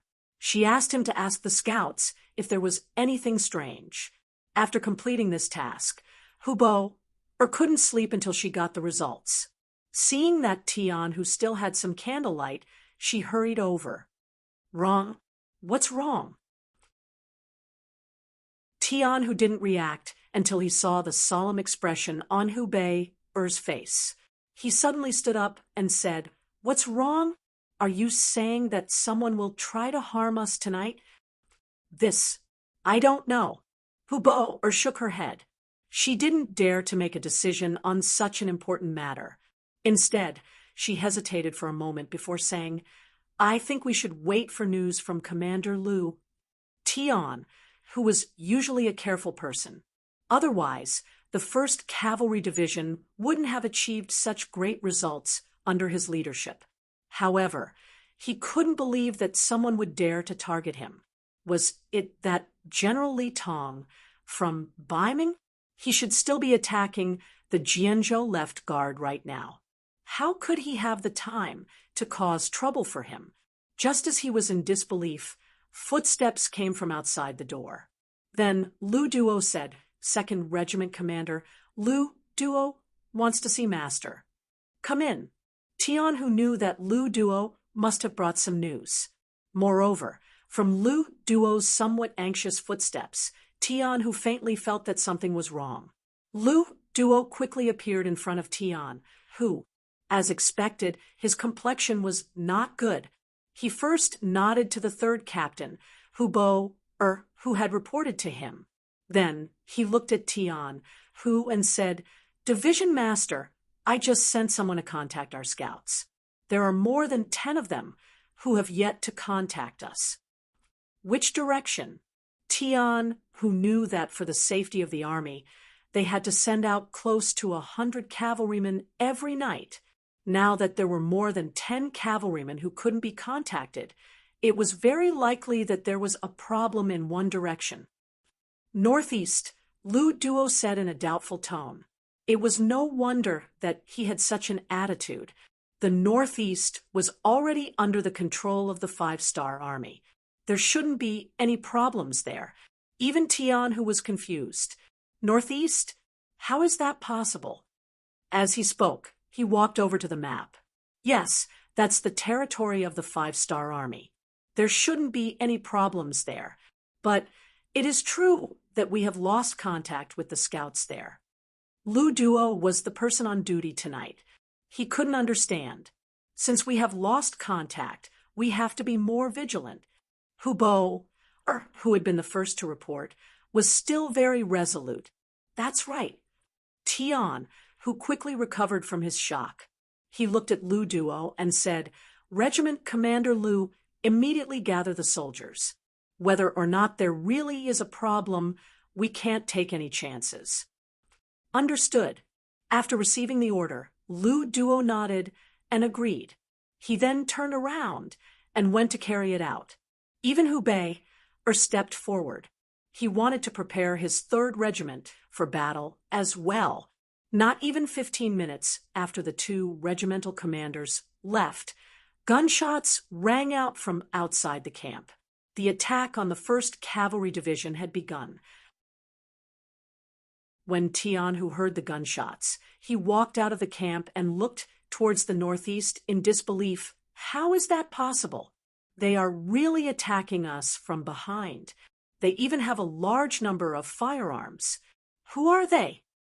With a look of disbelief and doubt on his face, Tian, who got on his horse and said to Temu, Lu Duo, Hubo, and Gongfeng, "No matter who comes, we can't back down. It's night time now, the best time for our 1st Cavalry Division to fight at night. I want everyone to launch a counterattack.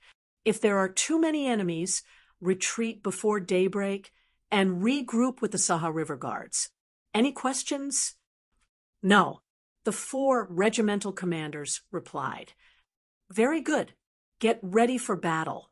Tian, who said with a solemn expression, although tonight's opponent had indeed caught him off guard, he was not afraid. On the contrary, he wanted to see what kind of army dared to have designs on the world's #1 Cavalry Division. A division commander and 4 regimental commanders were about to issue orders to lead the cavalry to launch a counterattack under the cover of the night. However, before they could do anything, a cavalry warrior had already arrived in front of them. "Division Commander, Wu Nanwang is here." Prepare for what?" Tian, who was stunned. He thought he had heard wrongly. "Division Commander, Bugnam of Gojoseon is here. He is personally leading the Black Knights towards us. They are less than 2 miles away." The soldier saw that Tian, who was still in a daze, and repeated himself. This time, Tian, who heard everything clearly. Then, when he thought of the sneak attack, he came up with an idea. However, this was not the time to think about this. After looking at the faces of the 4 regimental commanders, he said, "Let's go. Let's welcome Bugnam of Gojoseon together." Tian, Hu, and the others had only walked a few hundred meters when Yang Qindong appeared in front of them with a group of Black Knights in black clothes, black armor, and black cloaks. Tian, Hu, and the others immediately dismounted and knelt down to pay their respects. They shouted, "Greetings to Bugnam of Gojoseon." "Ha! Sorry to disturb you in the middle of the night. You have worked hard."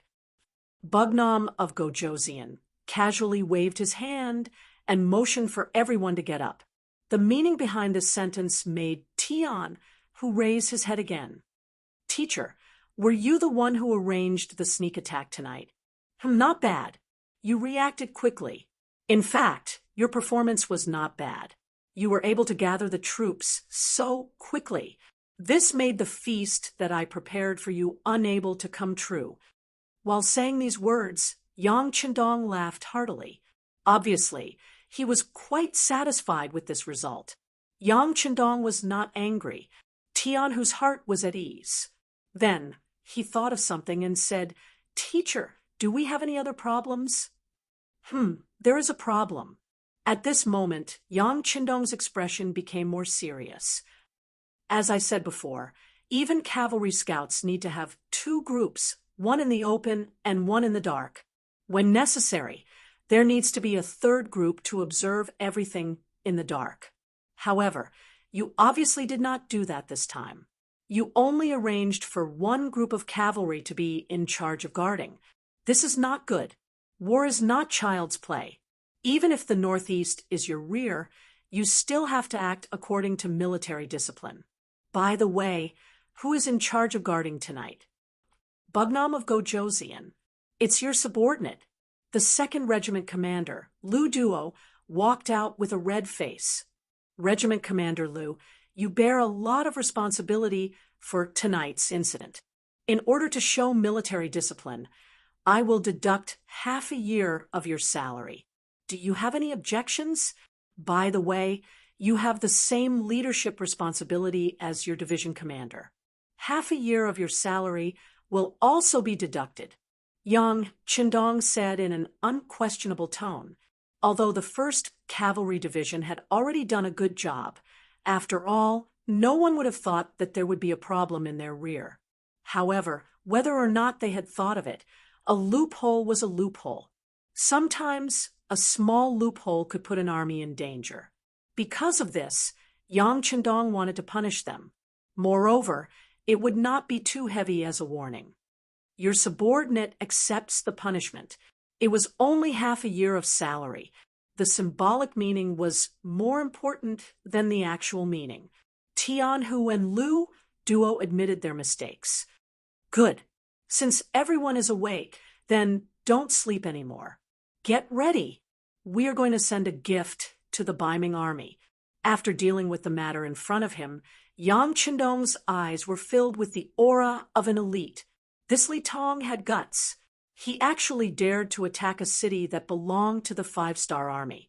If he did not show him how strong the 5-star army was, how could he show the strength of the 5-star army? Chapter 1155. The sky slowly brightened.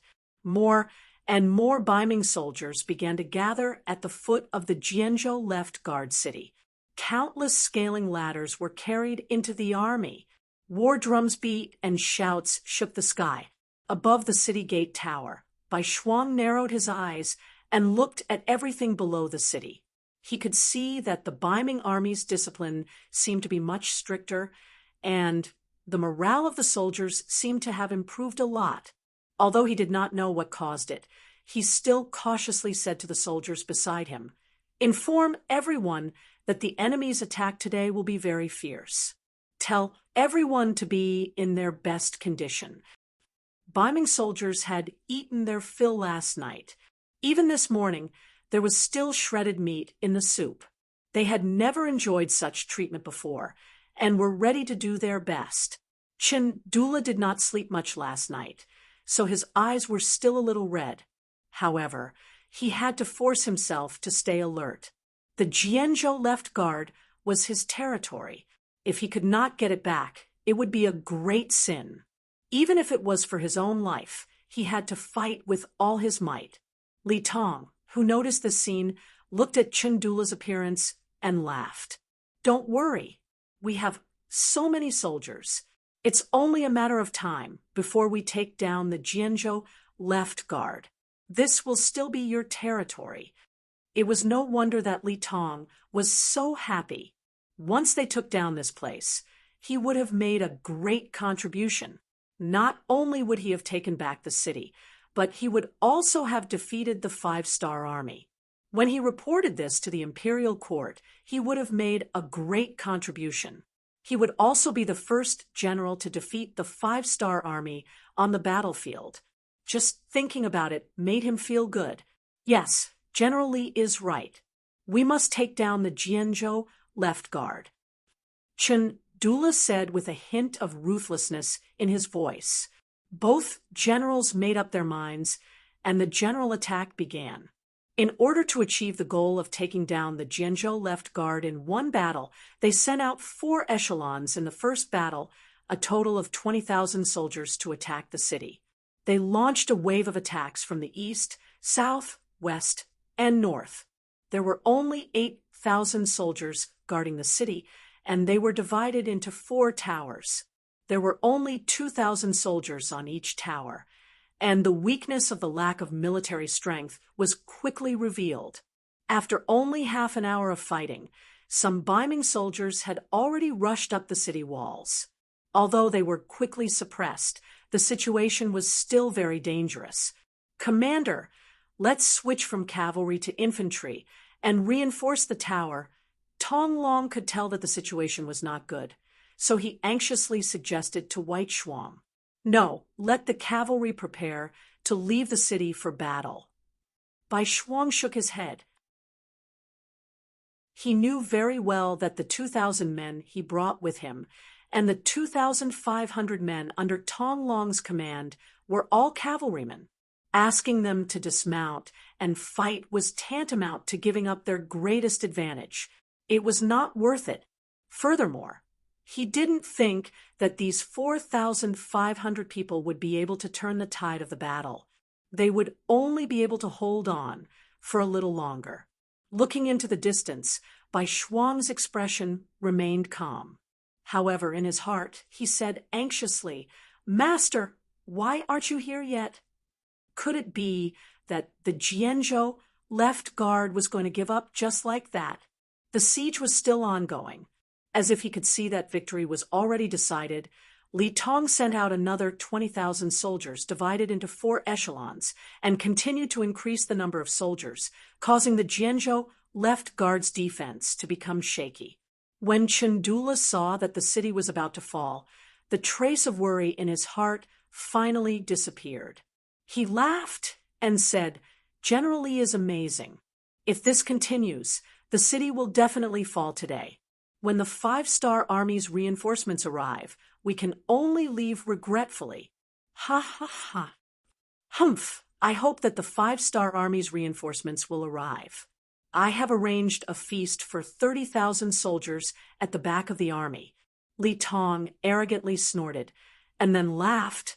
"I'm just afraid that some people won't dare to come. Otherwise, I'll let them see how powerful we are." "General Li is wise," Chandula said flatteringly.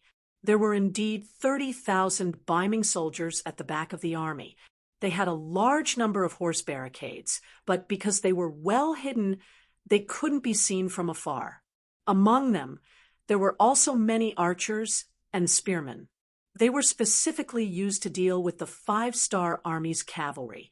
As soon as they appeared, they would use bows and arrows to attack from afar. When they got closer, the spearmen would attack. After inflicting heavy damage, they would carry out a large number of horse barricades. At that time, the 5-star Army's cavalry would be unable to return. This set of tactics was indeed suitable to deal with cavalry. If they weren't prepared, even if the 1st Cavalry Division arrived, they wouldn't be able to gain any advantage. They might even be heavily injured. However, Li Tong neglected one point. He forgot about Yang Qindong. Against this kind of formation, the cavalry would naturally suffer heavy losses. However, if it was changed to a flintlock attack, it would be completely different. In front of the cold front that could shoot further and aim more accurately, the archers and spearmen were just sending themselves to their deaths. Originally, they had already spread out a large net and were just waiting for the 5-star Army's cavalry to appear. However, because of Yang Qindong's appearance and the 4th Lu Division's attack, the situation had changed greatly. The victory had been turned into a defeat. Of course, Li Tong didn't know all of this. If he knew that Bugnam of Gojoseon and the 4th Lu Division would appear here, he wouldn't be so confident. He would have retreated to a nearby city to hide. Many times, war was also about information. The side with more accurate information would have the upper hand and be able to obtain the final victory. Yang Qindong brought the army over. In order to conserve the soldiers' stamina, they didn't rush over very quickly. When they saw the 30,000 Ming army blocking their path, 4 hours had already passed since Li Tong gave the order to attack the city. "Teacher, it seems like the Jianzhou left guard is in danger. I don't know if Commander Bai Shuang can hold them off. Why don't I lead the cavalry to charge first?" Sensing the intensity of the battle ahead, Division Commander Tian, who volunteered, "Don't be in a hurry. You have to believe in Bai Shuang. He isn't someone who will just sit there and wait for death. Since there aren't any cavalry charging out of the city gates, it shouldn't be the end yet. What we need to do now is to deal a heavy blow to the Ming army in front of us. Only then will we be able to completely turn the situation around. Yang Qindong's eyes were as sharp as a hawk's. He could immediately tell that the 30,000 Ming army in front of them were here to block their path. Tian, who naturally didn't dare to question Yang Qindong's orders. He looked at the 30,000 Ming army in front of him and said with pride, "Humph, it's only 30,000 Ming infantry. Although there are a lot of them, they are nothing in front of the 1st Cavalry Division. Teacher, please wait a moment. Let's see how I break through them." As he spoke, Tian, who was about to order the brothers of the 1st Cavalry Division to attack.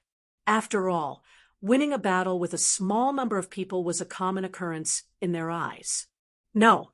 Yang Qindong grabbed Tian, who was about to leave, and said with bright eyes, "Can't you see that the enemy is full of archers and spearmen? They are all used against cavalry. Also, they are standing so close together. It's obvious that they are hiding something. They might even have something that is used against cavalry. It's not wise to rush out now." After Yang Qindong's analysis, Tian, who didn't act rashly. It wasn't that he hadn't encountered a formation that was used against cavalry before. However, with the bravery of the soldiers and the tip of the arrows, there was nothing that couldn't be broken through. As for the archers' attacks, they were nothing in front of the 1st Cavalry Division, who had a blade and a shield. It was the same for the spearmen. As long as they charged forward fiercely enough, they could completely crush their opponents. Then it would be time for the autumn wind to sweep away the fallen leaves. However, if the enemy was still hiding some trump cards, then it would be bad. After all, the 1st Cavalry Division's biggest weakness was that they were too few in number. They only had 8,000 men now. Even if they lost 3-1, they couldn't afford to lose so many men. "Teacher, there's no hurry. Let the 4th Master Lu take action. They have been holding back for a long time. Moreover, the formation in front of them doesn't have the slightest bit of obstruction." Yang Qindong saw Tianhu's hesitation and chuckled. Then he turned to the 4th Master Lu's Ling Daqiang and said, "Master Ling, is there any problem with leaving the first battle to you?" Other than the 4th Master Lu, the rest were all cavalry. Ling Daqiang originally thought that he wouldn't have anything to do in this battle and was prepared to capture captives. But now that the first battle was going to be handed over to him, how could he possibly decline? Thus, he immediately agreed with a face full of joy. "Sixth young master, just wait and see.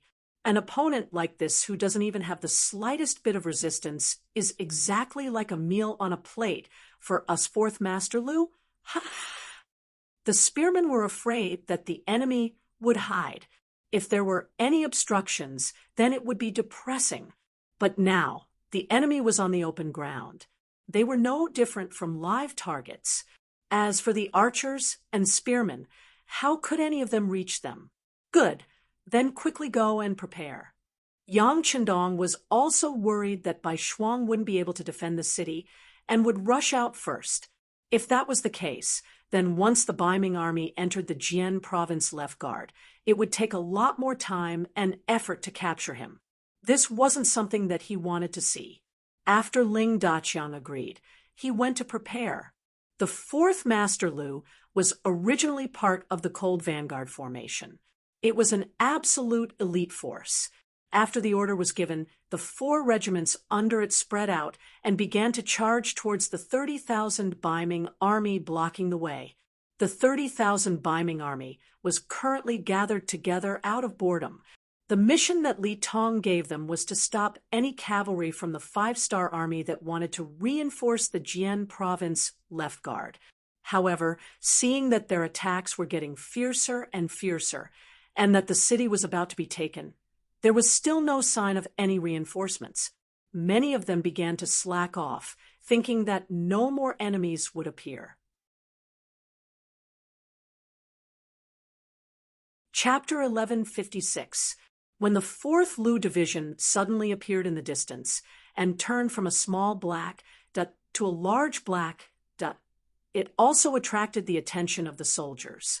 Some of the Kiliarchs and Centurions also shouted loudly, ordering their soldiers to prepare for battle. That's not right. They aren't cavalry? Some of the sharp-eyed soldiers saw that the enemy wasn't cavalry as General Li Tong expected. That's right, they aren't cavalry. What's going on? As the distance between the two sides decreased, more and more soldiers voiced out their doubts. Who cares what kind of soldiers they are? If cavalry can't charge over, infantry won't be able to either. Everyone, prepare yourselves. Especially the archers, wait for orders to fire. Although the Ming general in charge of leading the troops was also curious, he still pretended to be calm due to his duty. As he gave his orders, he also arranged for a soldier to report everything that happened to General Li Tong. In order to reach the goal of quickly engaging the enemy, the soldiers of the 4th Lu Division rode their bicycles and rushed to the battlefield. Only when the distance between the two sides was 3 li did they stop their bicycles and change to running. Then, they rushed towards the Ming army. They're here. They're so fast. Everyone, prepare for battle. Seeing the speed of the army, the Ming general in charge of leading the troops had a trace of panic in his eyes. Especially the mounts of the 5-star army. They were something he had never seen or heard of before. People often feared things they didn't know, and this Ming general was one such person. Among the 30,000 soldiers, 10,000 of them were Ming archers. They had already received orders to draw their bows and reload them. Once the enemy got close, they would release their arrows and heavily injure the enemy. 1,000 meters, 800 meters, 600 meters, 400 meters, 300 meters. They stopped. The northern Ming soldier, who was in charge of observing the distance between the two sides, cried out in alarm. He couldn't understand why they suddenly stopped charging. Just as he cried out in alarm, the commander of the 4th Army Division, Ling Daqiang, also gave the order to start shooting. More than 8,095 style guns, which far surpassed that era, spewed out tongues of flame at the same time. One could imagine how magnificent this scene was, with no one able to attack them. The 4th Division was like an aircraft carrier on land, constantly firing bullets as they slowly moved forward. As they continued to advance, one by one, the Ming soldiers were hit by bullets and fell to the ground. They were like wheat being harvested, unable to struggle at all. This scene caused the 10,000 northern Ming archers to be dumbfounded,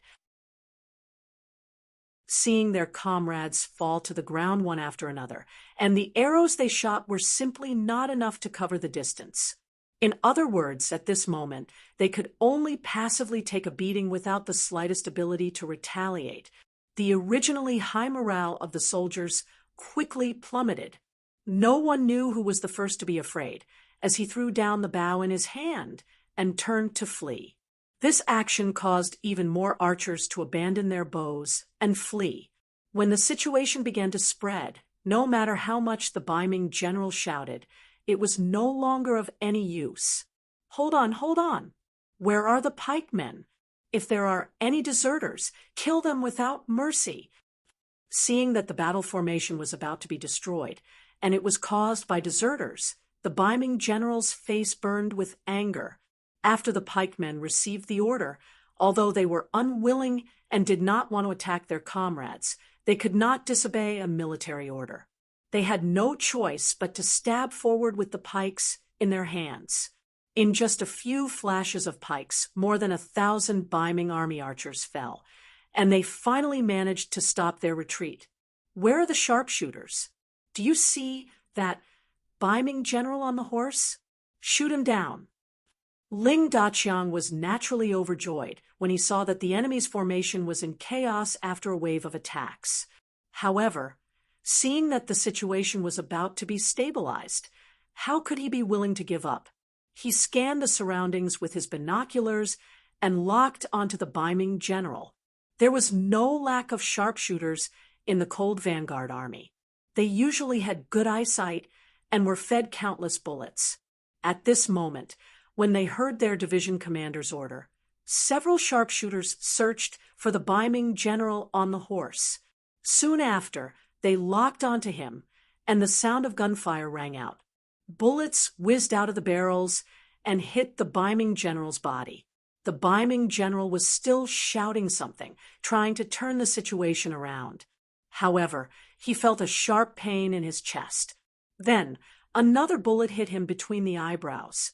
At this moment, he lost consciousness and fell from the horse in front of him. With the sudden death of the general, the Ming army, without a unified command, was in complete chaos. Although there were still a few captains who were desperately shouting something, trying to get the position of commander. In this chaotic situation, their shouts were like small boats in the middle of a stormy sea. They were completely useless. After another round of gunfire, the archers of the 4th Division fell to the ground. The situation that had just stabilized was once again thrown into chaos. However, this time, no one gave the pikemen an order, and no one stopped the archers from retreating. Not only that, even the pikemen turned their spearheads and ran away. The army was defeated like a landslide. As the Ming soldiers turned around and fled, many of them even threw their weapons to the ground in order to increase their speed. The situation on the battlefield began to change. As the Ming army frantically retreated, the countless stakes and bags of iron caltrops that were hidden behind them were completely exposed. Division Commander Tian, who was already prepared, used his binoculars to clearly see this scene. He couldn't help but feel that it was a close call. If it wasn't for the 6th young master stopping him, the 1st Cavalry Division would have suffered a great loss. The stakes could affect the speed and offensive power of the cavalry. As for the iron caltrops, it was needless to say. With its 4 sharp points, it was enough to cause heavy damage to the cavalry. How ruthless! Since that's the case, don't blame us for being impolite. Come, all warriors, charge with me. Let's let them know the consequences of facing the wrath of the world's #1 cavalry division. Charge! The 8,000 cavalrymen who couldn't wait any longer roared and charged forward. The earth seemed to tremble as dust filled the air. Their momentum was unstoppable. In the middle of the Ming army, the Ming soldier who was sent to deliver a message saw Li Tong and Chen Dula. He reported the scene he saw. Not cavalry, but infantry? What's going on? Li Tong asked with a face full of surprise. The situation was far beyond his expectations, making Li Tong feel that he couldn't control the situation. We don't know. We only saw that the infantry were extremely fast. They seem to be riding on something that we don't recognize. That thing can increase a person's speed. The soldier who delivered the message tried his best to describe what he saw with words. Riding on something can increase their speed. Li Tong, who was repeating this sentence, suddenly changed his expression. As expected of a general from the capital of Ming, Li Tong's knowledge was far greater than Chen Dula's. After hearing this, he quickly remembered something, and that was the bicycle. Although the bicycle wasn't produced in the outside world yet, some legends about it had already spread. Li Tong had heard of it before, but he had never seen it with his own eyes. When he thought of the bicycle, Li Tong naturally thought of Bugnam of Gojoseon. It was said that only Bugnam of Gojoseon could command such an army. Could it be him? As the saying goes, a man's name is like a tree's shadow. Although many people thought that Bugnam of Gojoseon was being rebellious by commanding an army, no one dared to underestimate him. However, no one dared to look down on him. On the contrary, they were quite fearful of him. Li Tong was one such person. If it was really Bugnam of Gojoseon who appeared here, Li Tong would have to think carefully. This was an existence that was regarded as a war god. No one had ever taken advantage of him before. How could he resist such a person? Just as Li Tong was struggling in his heart, he suddenly heard a burst of firecracker-like sounds. This sound startled him, and he immediately thought of the Flintlock army. Li Tong, who had a trace of suspicion, was now certain. His originally confident spirit was hit. He almost instinctively shouted, "Oh no, it's Bugnam of Gojoseon. It seems that we can't take down the Jianzhou left guard. Retreat, prepare to retreat." "Is Bugnam of Gojoseon here?" Chindula, who was on the side, asked as if he hadn't asked the question yet. Then he looked at Li Tong and said, "General Li, we have hundreds of thousands of soldiers. Even if he's here, what's there to be afraid of? We can still fight him." "Fight my ass. Didn't you hear those gunshots? On such an open land, what can we use to fight? Let's retreat." Li Tong was still very self-aware. This was not only because of the fear in his heart. More importantly, he didn't expect Yang Qindong to appear here, so he didn't make any preparations.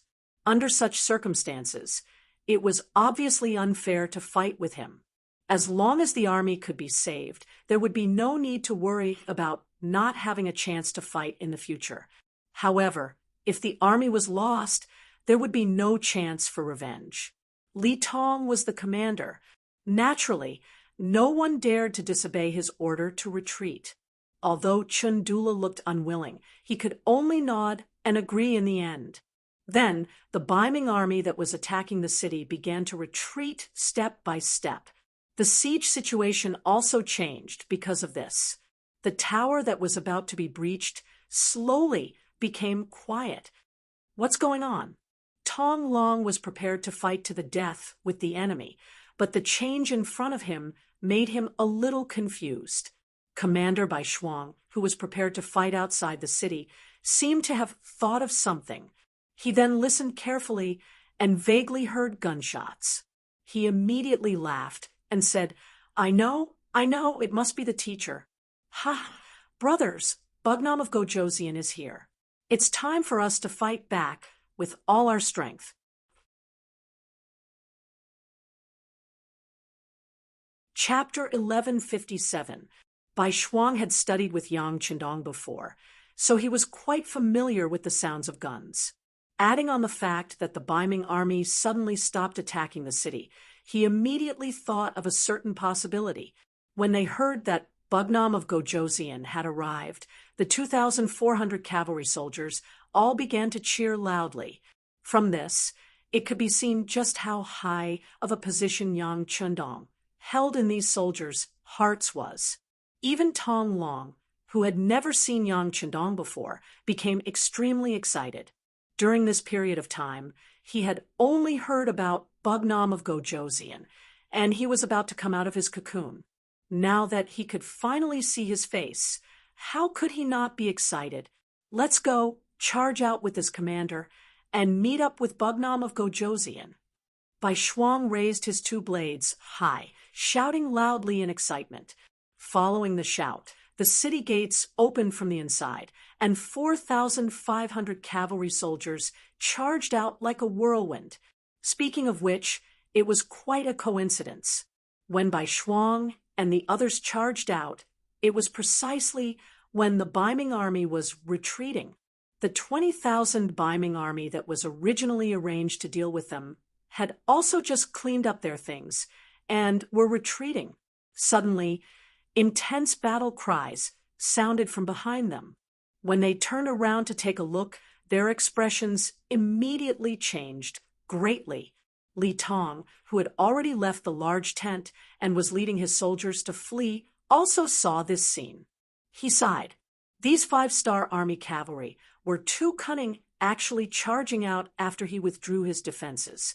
Under this type of timing, even if he gave the order to launch a counterattack now, it was clearly too late.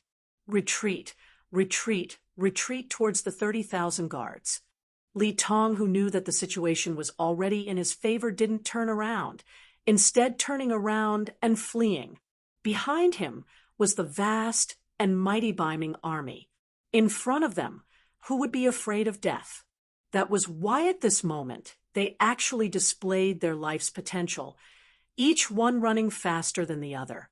It was to the extent where not long after, the army responsible for transporting the supplies became the last group. "General, what do we do?"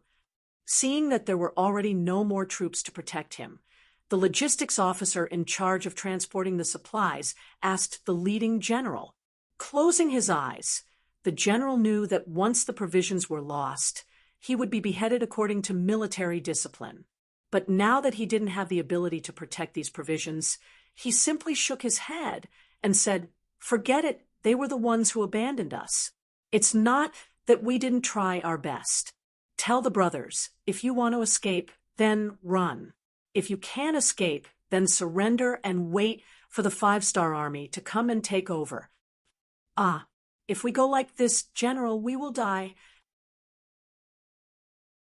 Why don't we burn the provisions? That way, we'll be able to account for it," the logistics officer suggested. No, the general immediately shook his head. "If we really do that, we will definitely anger the 5-star army. At that time, we won't even have a chance to live. All right, I've made up my mind. If you want to run, then run. If you don't want to run, then stay here with me and wait for the 5-star army to pick us up." Most of the people transporting the provisions were people with average military skills. How could their speed be compared to the speed of war horses?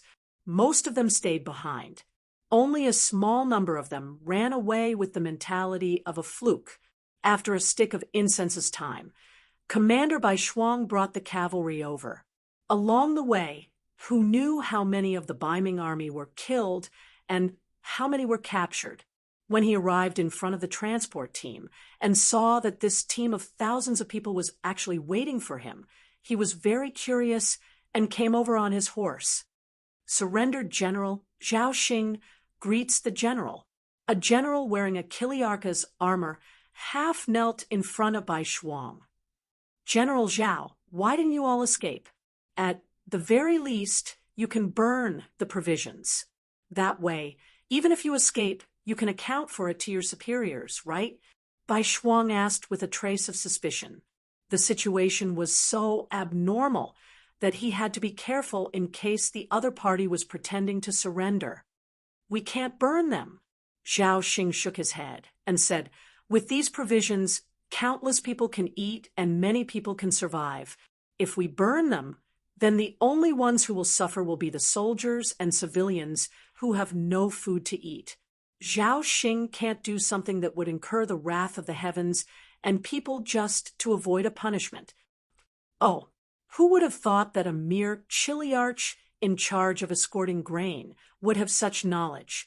This was beyond White Shuang's expectations.